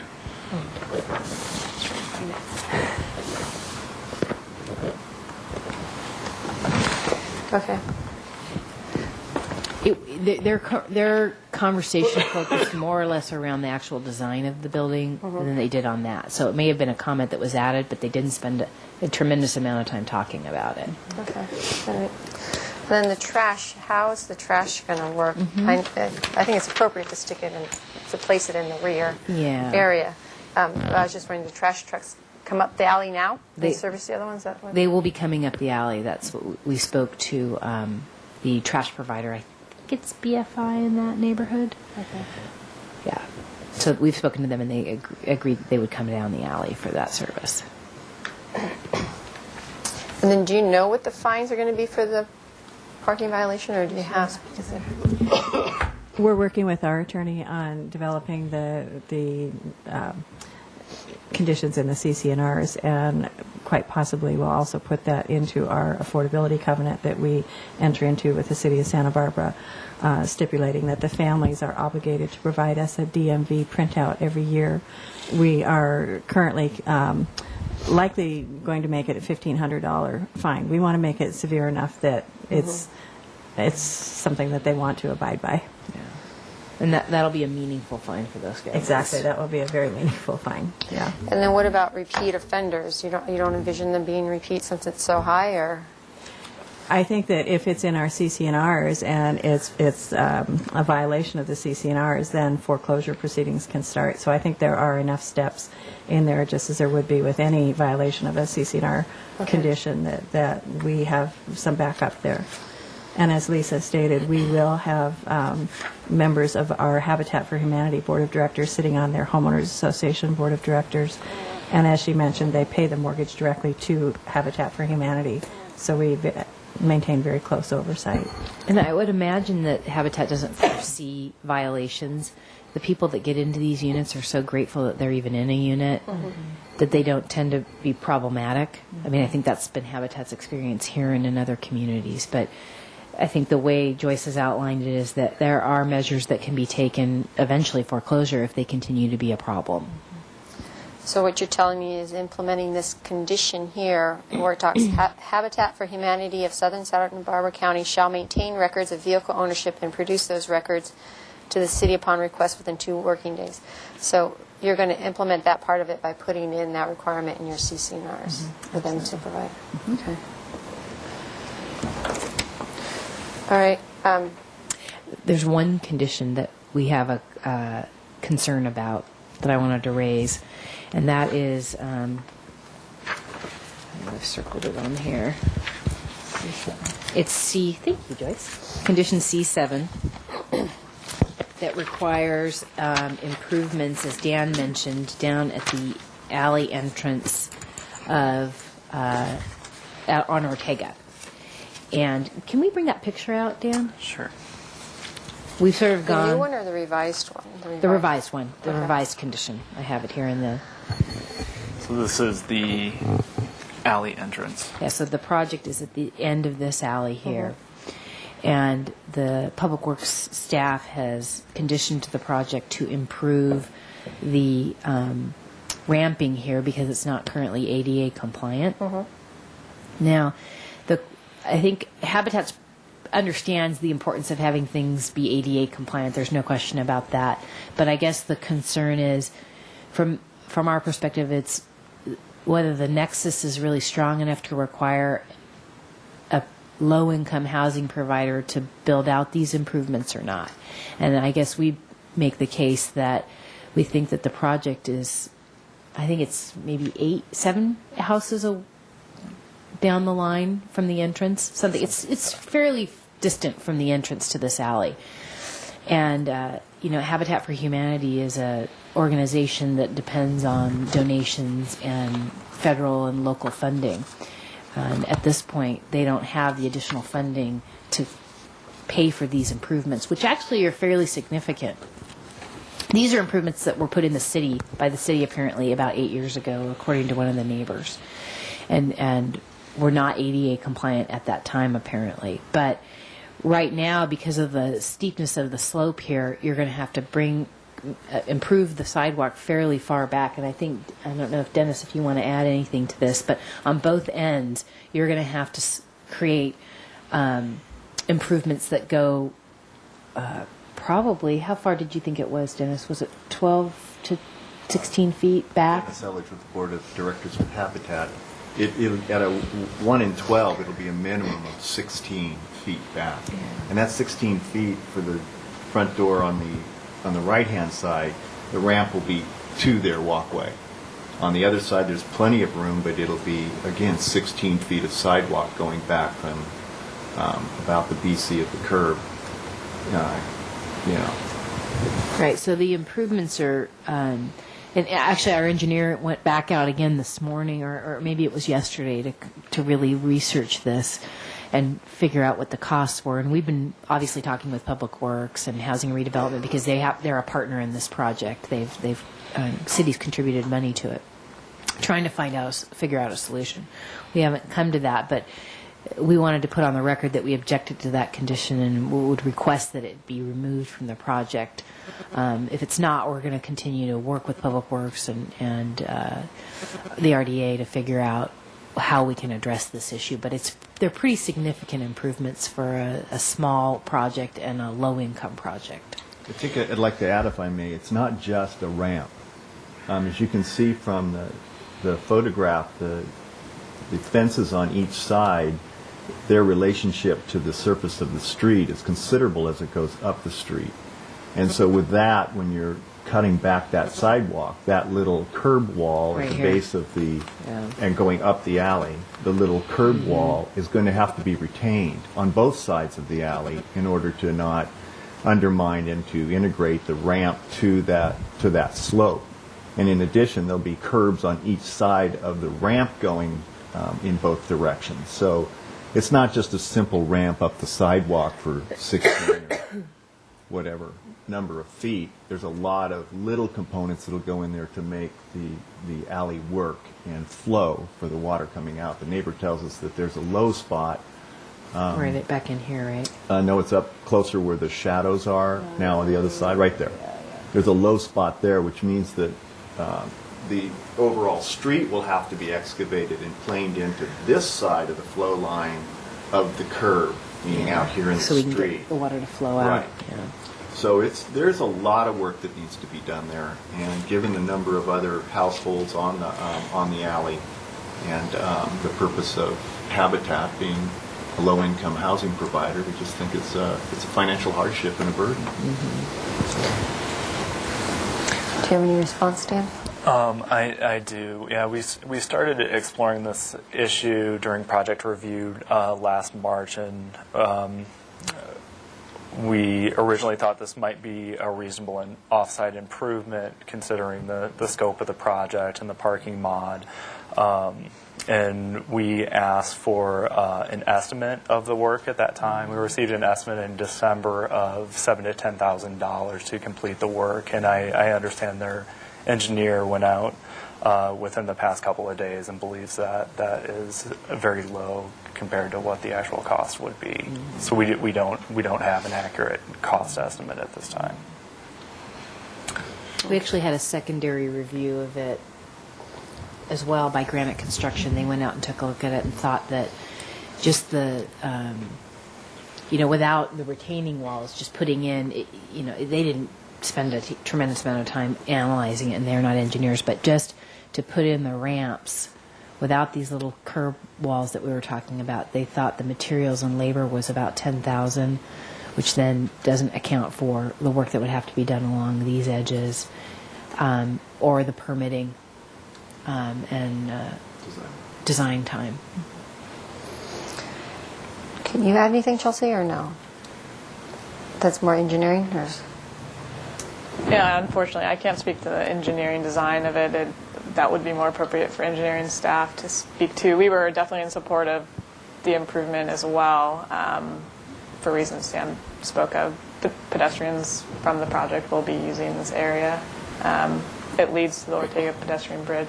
But as far as the fine details of what needs to happen for the design, I cannot personally speak to those, so I don't know if Dan has any more info from engineering. It's hard because I can understand the financial part of it, and I don't want to condition the project to make financial burden. However, you are requesting a parking modification, and part of your justification is its location, the pedestrian street bridge. Your occupants of the site is going to be using this area, and to make it accessible to people with challenges. Mm-hmm. Yeah, and we understand that. I guess from our perspective, you can navigate this now just fine. A pedestrian can make it across here, no problem. And a wheelchair would have an awful hard time. I know they would. That's true. Anywhere in the neighborhood. So there's no disagreement about whether or not it needs to be made. It's just whether Habitat should have to pay for the whole thing. It's kind of where we're coming down to. I mean, I don't think Habitat would even object to contributing to some of these improvements, but right now you have a single low-income project having to fund an improvement that has a lot of users in the neighborhood. So I guess that's what the primary concern is with the executive director and their board members. It's like, well, it just doesn't seem reasonable to expect a provider of very low and low income housing to fund an improvement that's going to benefit the entire neighborhood. Do we have a mechanism to contribute a portion to? I was just going to maybe have you consider that. I'm not sure if we do, but maybe a condition that has a not to exceed cost, and if it does exceed that, then that not to exceed cost would be put into a fund that would be used for pedestrian improvements. Who is your public works planner? Victoria Johnson was. Is it something we can take a 10-minute break and have her come in? Well, if there's other things. Okay. I would hate to put a condition that I don't even know if it even makes sense. So, actually, what I can do is open the public hearing. I haven't done that yet. Is there anybody here who would like to address the staff hearing officer on 618 San Pasqual Street? Seeing no one, I close the public hearing. We did receive a letter from Paula Westbury on this project, and she is expressing concerns with it. Is against it. I don't know if you received a copy. We did. Yes, thank you.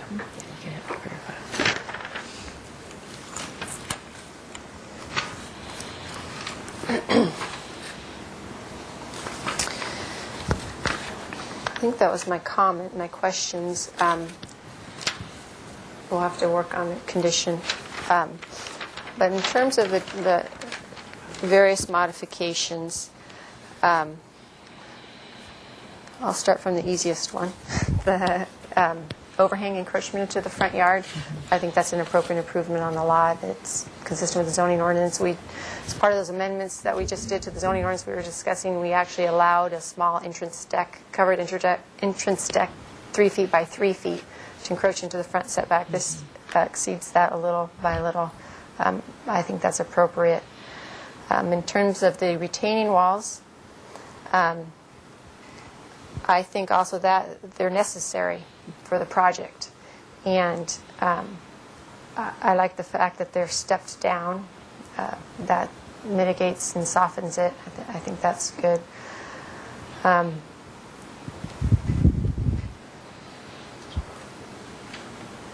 So yeah, the one in the interior as well as in the front, I think both of those are necessary to secure appropriate improvement on the lot.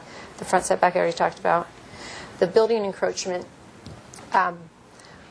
giving the existing development and both off-site and on-site, or the proposed development on-site and the development off-site, I think there is adequate distance between the residential uses. Realistically, this site is probably not going to be redeveloped, so this setback or this separation would remain. I would encourage you to continue to work with this neighboring property owner to landscape it, and it'd be beneficial for both sides. In regards to the tentative subdivision map, I guess I can speak to the lot area modification. I think the density you're proposing, I think it's appropriate for the lot. There is a lot of activity or a lot of uses on the site, but I think it works. I still have lingering concerns about the parking modification. And actually, maybe won't discuss that until we find out more information on the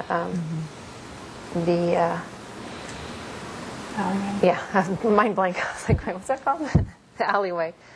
And then the tentative subdivision map, I think the project is consistent with the general plan in terms of the housing element, providing low-income ownership opportunities for people. The units aren't overly sized. They're pretty modest, yeah. Yeah. The project, it meets the physical elements requirements of the conversion or of the condominium ordinance. And then the new condominium development, if all the mods are approved, the project would be consistent with the zoning ordinance.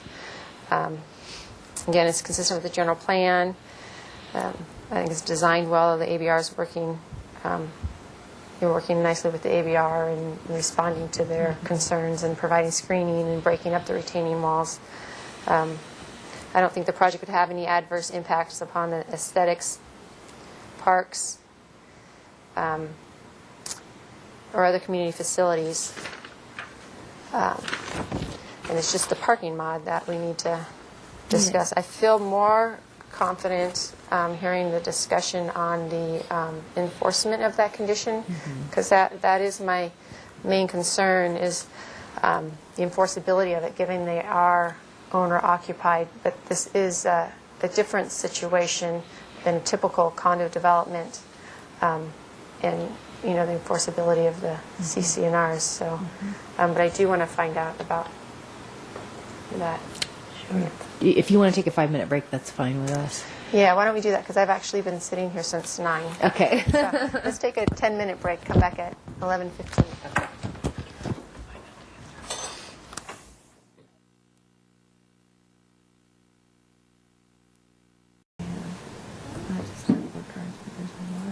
Okay, I'm going to call the meeting back to order. No, I see. So Did- this goes down quite a bit. Mr. Kato, were you able to? Yes, I spoke to Mark Wild in the engineering division, and he said there is a mechanism in place whereby the applicant could contribute a portion, a certain dollar amount, towards the eventual improvement, and it wouldn't have to be the full amount. And they've done that several times in the past year. So there's a mechanism. He didn't have an idea what the amount would be. He said the amount that was set by you would be acceptable. And we can add, I know that puts you in an awkward position.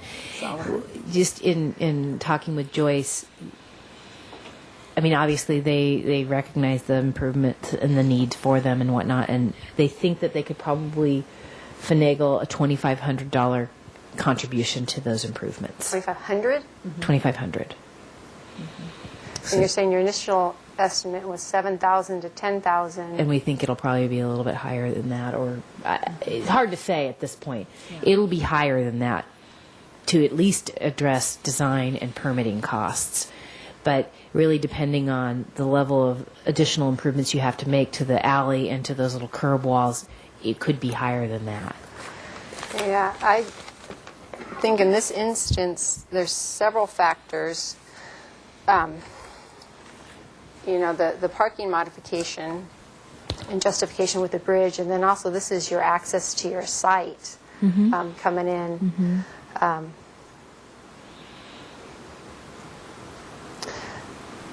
2,500 seems low, though. If the original estimate's 7,000 to 10,000, how often goes into a general pot of money, or is it contributed specifically for this intersection? He wasn't specific about actually where it would go and how it would work. Yeah. But he says that it is something that does work. Right. I guess our case that we would like to make is that, we're one, 4 units down here. If you look at all of these units take access off of this alley. But how are these people going to get to the bridge? Well, they're going to walk down the sidewalk here. Down this... Yeah, like everybody else in the neighborhood does currently. Or Yeah. they'll come from the rear and come out and go down. So Who knows? It's hard to say. It's hard to say how they're going to, whether or not they're going to use it or when they use it or how they'll get there. But, you have maybe 12 people living here. Or I can't remember exactly. Well, and simply just addressing it as a parking modification, there are at least 2 new developments that have either been renovated or built that both have double garages there, and this condition was not imposed on them in any amount. And so in terms of looking at a fair share for all the users that will use it for car trips, it seems to expect Habitat to bear the full brunt when there are more than 4 cars on the remainder of the alley were these that condo use that. units? No, that was the challenge, that they were ministerial. Yeah, there were ABR approvals. Now, what was that mom and pop ordinance that... there was an ordinance in the 90s or something? Yes, City Council passed an ordinance to waive certain public improvements in instances for, it's called the Ma and Pa That's right, ordinance. street lights or something, For, huh? yeah, street lights, water mains, and there was one other improvement that was included in that. So it gave the decision maker, planning commission, the authority to not have those improvements as part of the project approval. Ms. Reardon? Yeah. Another way to look at this is that this Habitat for Humanity project already provides quite a benefit to the city by providing 4 low-income ownership units, which we've never even heard of before, like I said. And maybe that should be I mean, that definitely should be part of your consideration, I think. Thank you for that comment, Danny. As I looked at the housing element too, it's the housing element 4 on the assisting developers of low-income housing, and I think by imposing more conditions, that's kind of the reverse of assistance. So we really would ask for that assistance in this case. If I put a maximum of 5,000, would that be too of a hardship? I mean, anything is actually a hardship for Habitat for Humanity, and I think what they're saying is that they'll try and cobble together the $2,500 for the contribution. I mean, it's just whether or not they can get it from RDA. It's all uncertain at this point in time. They're going to have to find either a donor for that, or they're going to have to get money, CDBG money, through the stimulus or some other source, but they don't know where they're going to come up with it. But I appreciate Danny's comments, because I think the Habitat is doing a service for this community that's really vital. Well, like I said, the housing, it's real consistent with the housing element policies. It furthers a lot of the goals and policies in there. Ms. Reardon, I think we could live with 2,500 if that would be your decision. Okay. And I failed to point out they are doing public improvements on St. Pasquale as well. Yeah. A new considerable. Okay, well, we'll revise that condition to put a maximum of, Dan will revise the condition to put a maximum of $2,500 on that one. So given the contribution of the money to the improvements, I think the parking modification is supportable. I feel comfortable with the enforcement mechanism, and then given the bus line, the pedestrian bridge, the public improvements that you're doing as part of the project. And I have a number of changes to the findings. I think there was miscommunication when these were put out, but generally I don't put zoning ordinance requirements in a finding. It's more of justification for the finding. So I can read them so you know what they are. For the lot area modification, and Gloria, I'll give you my handwritten notes for it. But on the justification, what I want to say is the intent of the city's bonus density program is to provide incentives for development of housing affordable to very low, senior, and other qualifying households. And this project is consistent with the city's density bonus program, and that's in support of the lot area modification. For the parking modification, the requested parking modification to allow 1 covered automobile parking space per unit is consistent with the purposes and intent of the zoning ordinance and would not cause an increase in demand for parking or loading space in the immediate area.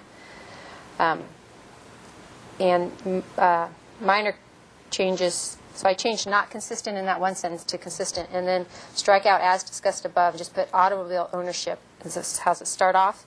And then the last sentence where it says this modification is therefore, I want to change it to say this project is not, or this project is therefore, there's more, this project will not increase demand for parking or loading space in the immediate area. For the fence and wall height, just I want to cross off the last sentence where it says therefore this modification may be granted. For the wall height, the first paragraph of that, strike out the last part and would prevent unreasonable hardship. I think it's fine just to say it's consistent with the zoning ordinance and necessary to secure an appropriate improvement. And The next paragraph, this is where a lot of the zoning ordinance provisions were in there, so I wanted to say the proposed stepped retaining wall located within 10 feet of the front lot line is necessary due to the existing topography of the site and proposed project grading. No curb cuts are located adjacent to the retaining wall, therefore it would not impede sight distance for automobiles entering San Pasqual. And then the interior modification for the buildings. I struck out garage, but I guess for that whole building, right? Because, Yeah, chip maker for the whole building. but you still need to request the waiver from ABR, but it sounds like they'll be supportive. So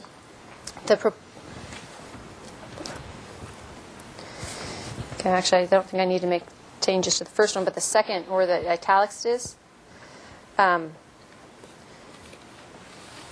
adequate distance is provided between the residential, so the proposed setback provides adequate separation between the project site and neighboring property. The required 6-foot setback intended to provide, the required 6-foot setbacks are intended to provide at least 12 feet between neighboring residential buildings. The distance between the proposed building and the existing retaining wall and parking on adjacent lot exceeds 18 feet. And then the front yard modification, the requested, or the front setback modification for the proposed patio overhang is consistent with the purposes and intent of the zoning ordinance and is necessary to secure an appropriate improvement on the lot. The proposed patio overhang is an architectural detail which provides a front entry on Unit 1 and additional detailing on the front facade. And then for the rear setback, on the second line there where it says building may be granted since, just strike out may be granted since it should say the requested rear setback modification for the second story portion of the building is consistent. So it puts it in the, and then the italics part, the proposed setback provides an adequate separation between the subject property and the property to the east. These two properties have a recorded reciprocal easement affecting the area on either side of the rear property. This easement effectively precludes residential development for a distance of 16¼ feet from the rear wall of the proposed structure, providing building relief for the neighbor at this location. And then finding 8 and 9, or finding 8 for the tentative subdivision maps. Okay, and then for finding 9 on the last page, the last paragraph. The project is an infill residential project proposed in an area where multiple family residential development is a permitted use. The project, as conditioned, is adequately served by public streets, would not cause an so then strike out where it says will provide adequate parking to meet the demands of the project, and put will not cause an increase in the demand for parking in the immediate area, and then and will not result in traffic impacts. I also wanted to add, I don't know where, or if it's just noted in the minutes, the encourage of working with the applicant. I don't know whether it would be appropriate in the location. And Yeah, so just more than happy to, yeah. and continuing to throughout the process. Yeah. Okay. And so We see it to Habitat's benefit yeah. and theirs. All right. And with that, I approve your project, subject to the conditions contained in the February 17th staff report as amended by the March 5th staff report and further amended with the $2,500 limit on the conditions C7. Great. Okay? Thank you very much. Mr. Rickman, wasn't there also the condition for notifying the tenants about the... Oh, yes. Thank you. Yes. Yeah, adding about, yeah. And the ABR waiver. Well, that's not really a condition, that's just a requirement that you But need to do. But yeah. we'll be going shortly back for preliminary and final. And Yeah, we'll just make sure the minutes note that. Okay. And this action is appealable to the Planning Commission within 10 calendar days. Okay. And again, they have the same waiver with the site authority that they think this raises significant issues that they could call it up. Right. And if that would happen, Dan would contact you. Okay. All right? Right. Thank you very much. Sure. Thank you, everyone.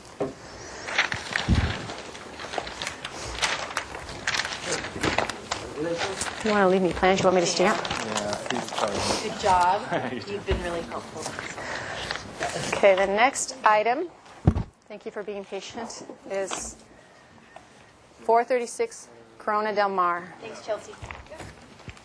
Thank you, Chelsea, for coming in. Yeah.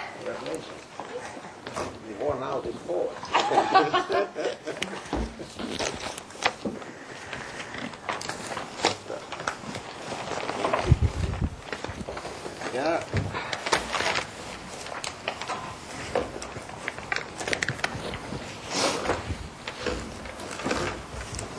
Whenever you're ready.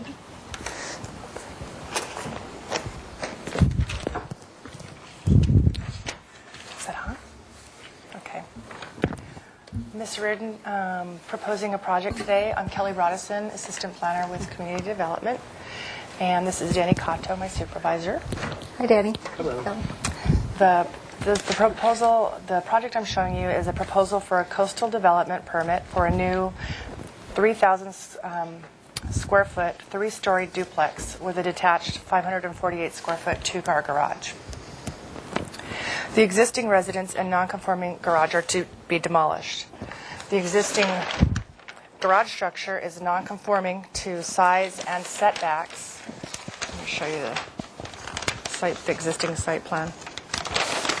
You can see that the existing garage structure is non-conforming to size and setbacks. It is built right at the rear and interior property lines. The proposal includes a request for a modification for the new garage to encroach 3 feet into the required 6-foot interior yard setback. The new garage will provide a more conforming situation than what exists on site currently, has a solid wall along the property line, no openings, and is limited to the storage of vehicles.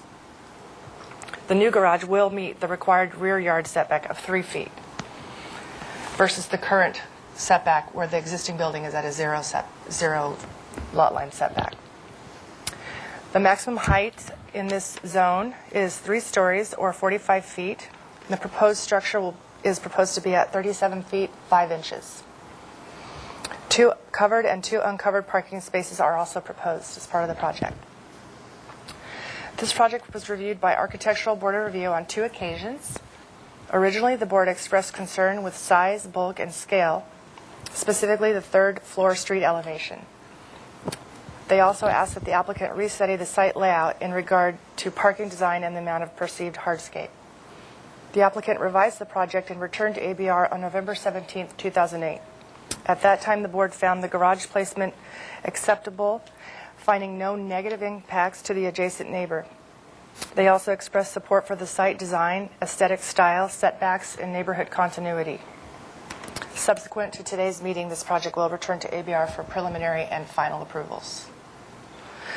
The project was also reviewed for consistency with the local coastal plan. This proposed structure does include a 3rd-story element, and staff finds that public views of the ocean are not blocked due to the location of the parcel away from public viewing points, and the proposed structure would not be visible from the public beach and would therefore not significantly impact existing views to and from the ocean or obstruct scenic view corridors. In addition, the LCP, the Local Coastal Plan Housing Policy, states that new development in residential neighborhoods must be compatible in terms of scale, size, and design with the prevailing character of the neighborhood. This proposal would remain consistent with the multiple family and hotel development in the area and received favorable comments by the Design Review Board. With the approval of the modification, the project conforms to the city's zoning and building ordinances and policies of the general plan and local coastal plan. In addition, the size and massing of the project are consistent with the surrounding neighborhood.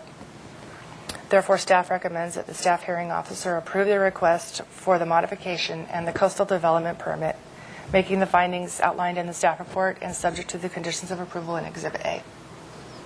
We did receive 1 letter expressing concern from a Miss Paula Westbury. All right. Yeah, I received that. Did you guys receive a copy of it? No, but I can imagine what it says already. Thank you. Okay. I don't have any questions for you right now, Kelly. Okay. If you'd like to state your name. Yes, please. My name is Alex Pouchot. I'm the architect for the project.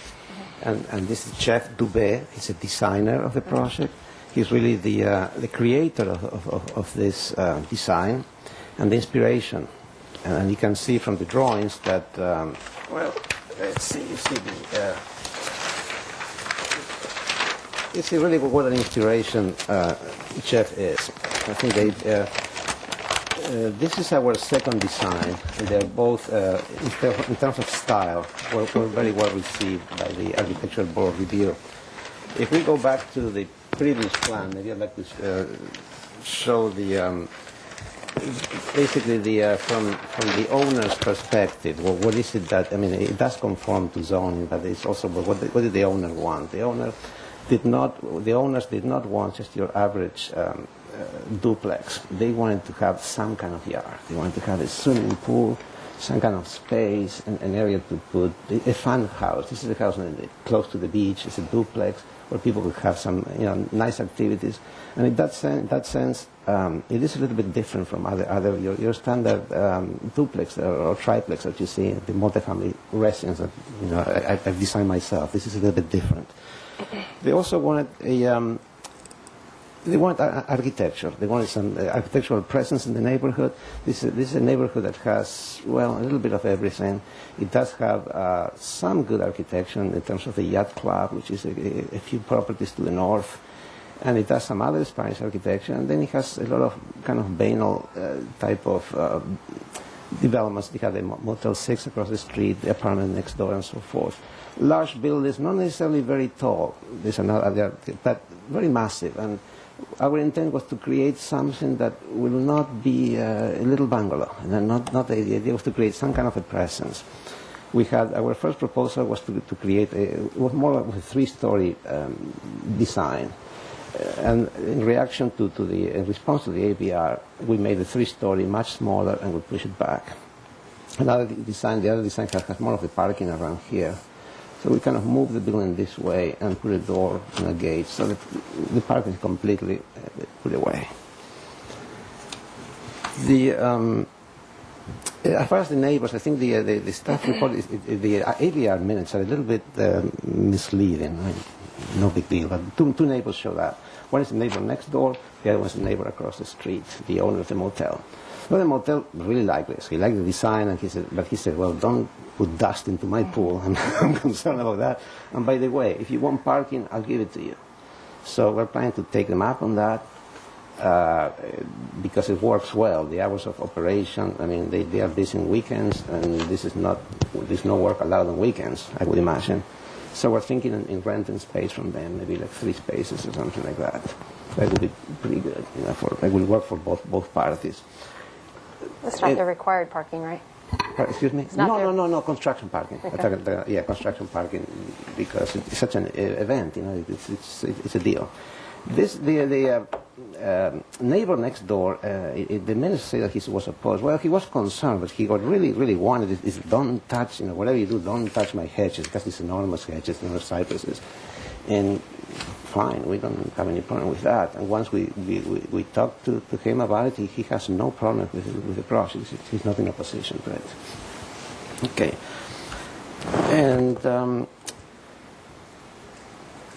okay, regarding I think it's clear the purpose of the modification. Why we really, this is the part of the more we push it to this corner, the better we are from our perspective.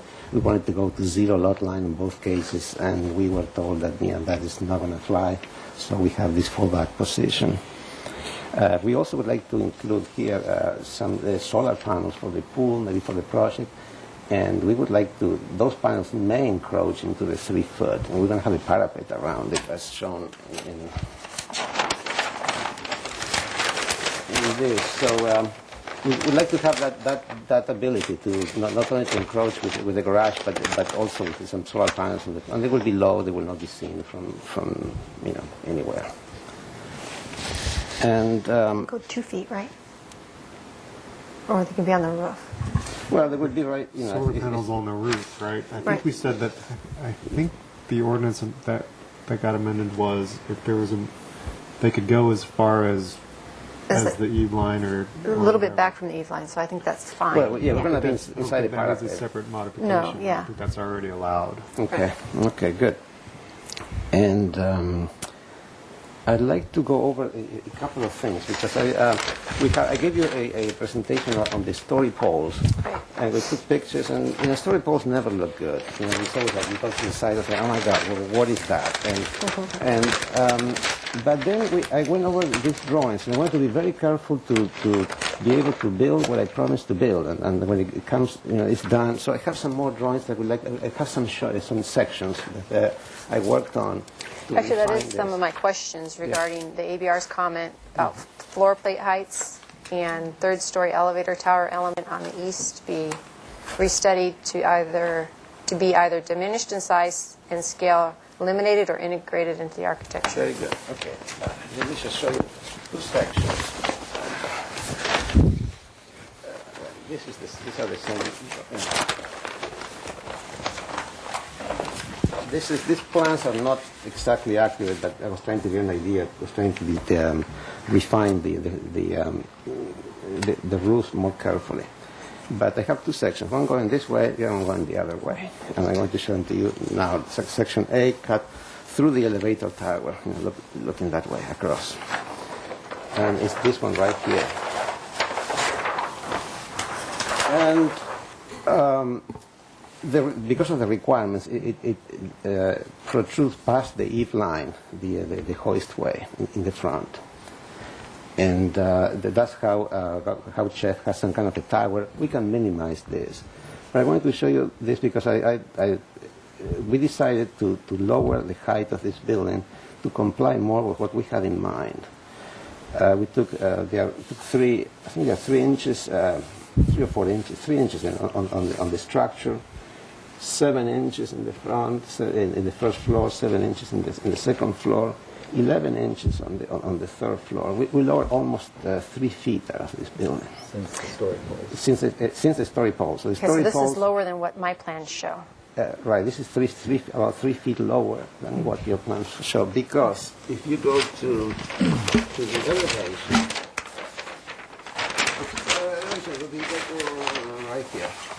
The elevation seems to indicate 37.5. Well, we think that the building itself, I was trying to measure this carefully, the building itself will be only 33 feet 7.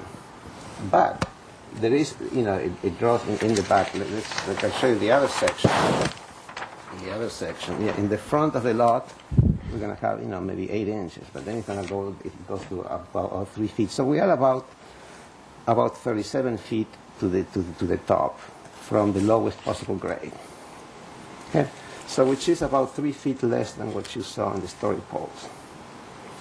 And how it's perceived, that will make a difference. And also what is perceived, like if you look at it's not that, this is not a neighborhood of bungalows or anything like that, but why go higher and why do more? It seems like unnecessary and seems like a good contribution to the neighborhood to go that way.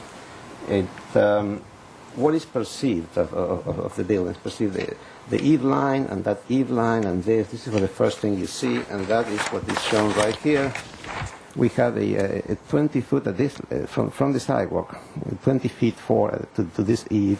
Then that gable, that gable right there. Mm-hmm. That it seems to be is about 28 feet to the top of this gable right here. And to this other eave line is, just about 31 feet to that eave line. Mm-hmm. And if you put a scale, that really shrinks all this. So we would like to do that if it's okay with you. It just seems like we can live with this and we can deliver. As you know, you need to provide sprinklers, you need to provide air and so forth, and we like some spaces to be, not the bare minimum, to be a little bit bigger. But anyway, so that's what that is. And we also have some questions regarding the conditions of approval. I'm not sure if you're going to talk now or later on. If you want, you can ask. Well, why don't we wait? Okay.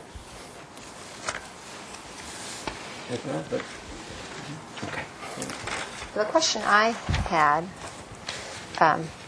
is the open yard area. Like you said, this isn't a traditional duplex or triplex development. How the pool area? It's not going to be fenced off, is it? my concern is open area for both units and not just the one that fronts onto the pool area. It's going to be open, not... Well, the fence is going to be right here. When I close this, close that. Right. That's our fence. But like in this area is not... We don't need, well, we may have for safety, but we can, it will be accessible to both. Building code, huh? Yeah. Yeah, but that, I think we can do it with these two. This two, uh-huh. These two and I the just fence wanted that it to takes be care. open to both Both. occupants of both units. Indeed. And that is the intent. That is the intent. And we have see, one accesses it directly, the other one goes through this staircase going down. Yeah, to use the pool, to use the backyard and the parking and everything else, which is the larger unit, access it this way. I mean, there's a front door, there's a bedroom here, and there's an elevator, important, but there's also a second way to get in, which is through the stairs, and that's how you get to the backyard. Yeah. Okay, now this bedroom, I notice it has a side entrance Okay. as well as the front. Yeah, it's just just to use the little side. It's not a crucial part of the program. Are you concerned about having a second unit or something? Renting out the room. No, just renting out the room. Well, you since could this is- rent it this way too. We can make it a window. If that's a Yeah, concern. I mean, if that is, I think you want it for the dog, right? You want to use this as a dog run. It's just always nice to be able to get outside in a variety of different ways. Mr. Reardon? Yeah. We did look at that floor plan configuration of that room, and it meets our current policy and practice. And for units or areas that have legitimate internal access, like this one does, there are 3 items that are of concern. One is the exterior entrance, one is a bathing facility, and one is a sink other than the vanity sink in a bathroom. You can't have all 3 of those, but you can have any 2 of the 3. And this only has 2. This has the interior access and the bathing facility. So that meets the city's current policy and requirement for that type of configuration. So I wouldn't push necessarily to have that door removed. Okay.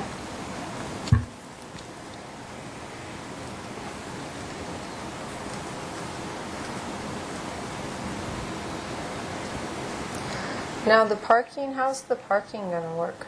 Is it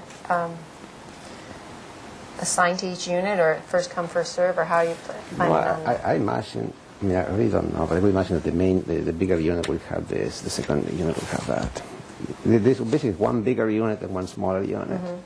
So the bigger unit will get the garage, I would imagine. I mean, I'm not sure we need to specify or set something. Yeah, I don't, with the rental units, it's not. It'd be condominiums, it'd be different.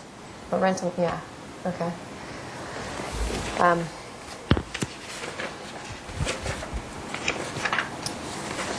think that's my comments or questions for now. I'll open the public hearing. Seeing no one, I'll close the public hearing. You can do that for the last one. Yeah. We received the one letter from Paula Westbury. Have we received any other? I have not. No phone calls or anything? No. Okay. Trees to be removed and trees to be replaced. Okay, in the parkway, if you've seen the drawings, what happened there? Let's see. Let me look at the landscape plan.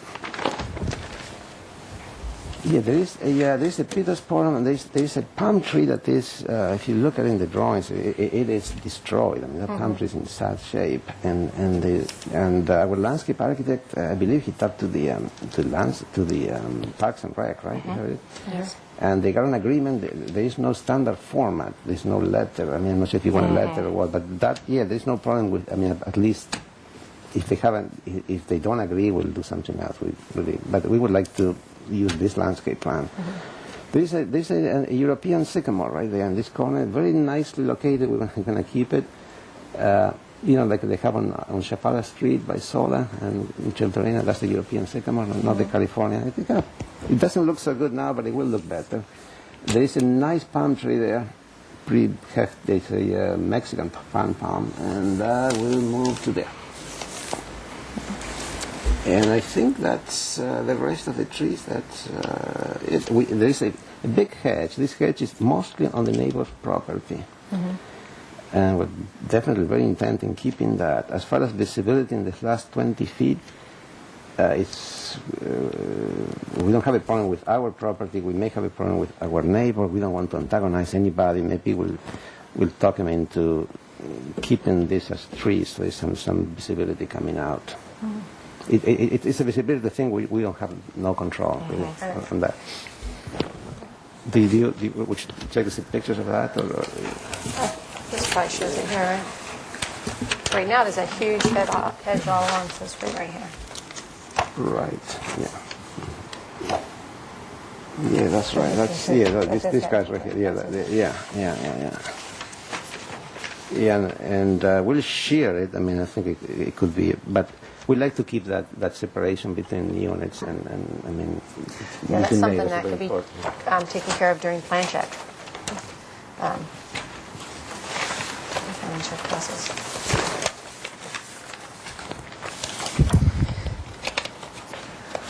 Well, my main comment on the project was the scale, the height of it, and so I'm glad that we were able to lower it down. I think it's a beautiful building, and it will be an asset to the neighborhood. But I was concerned with the height, so that's very nice to hear. In regards to the setback modification request for the car or for the garage, I feel that's an appropriate improvement on the lot. Tucking it in the rear corner makes a lot of sense, but I'm glad to see that there is minimal setback provided and that it's not right on the property line.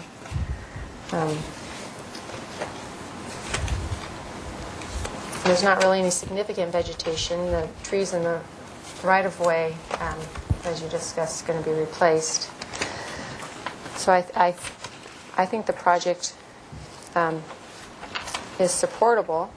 I also had some comments on the conditions. That's why I said to wait. The minor, since this project was rescheduled from the February 25th meeting, that should be noted that it's today, March 1st, and that's condition B1, to change the date to March 1st, 2009. And then on page 4, condition F2,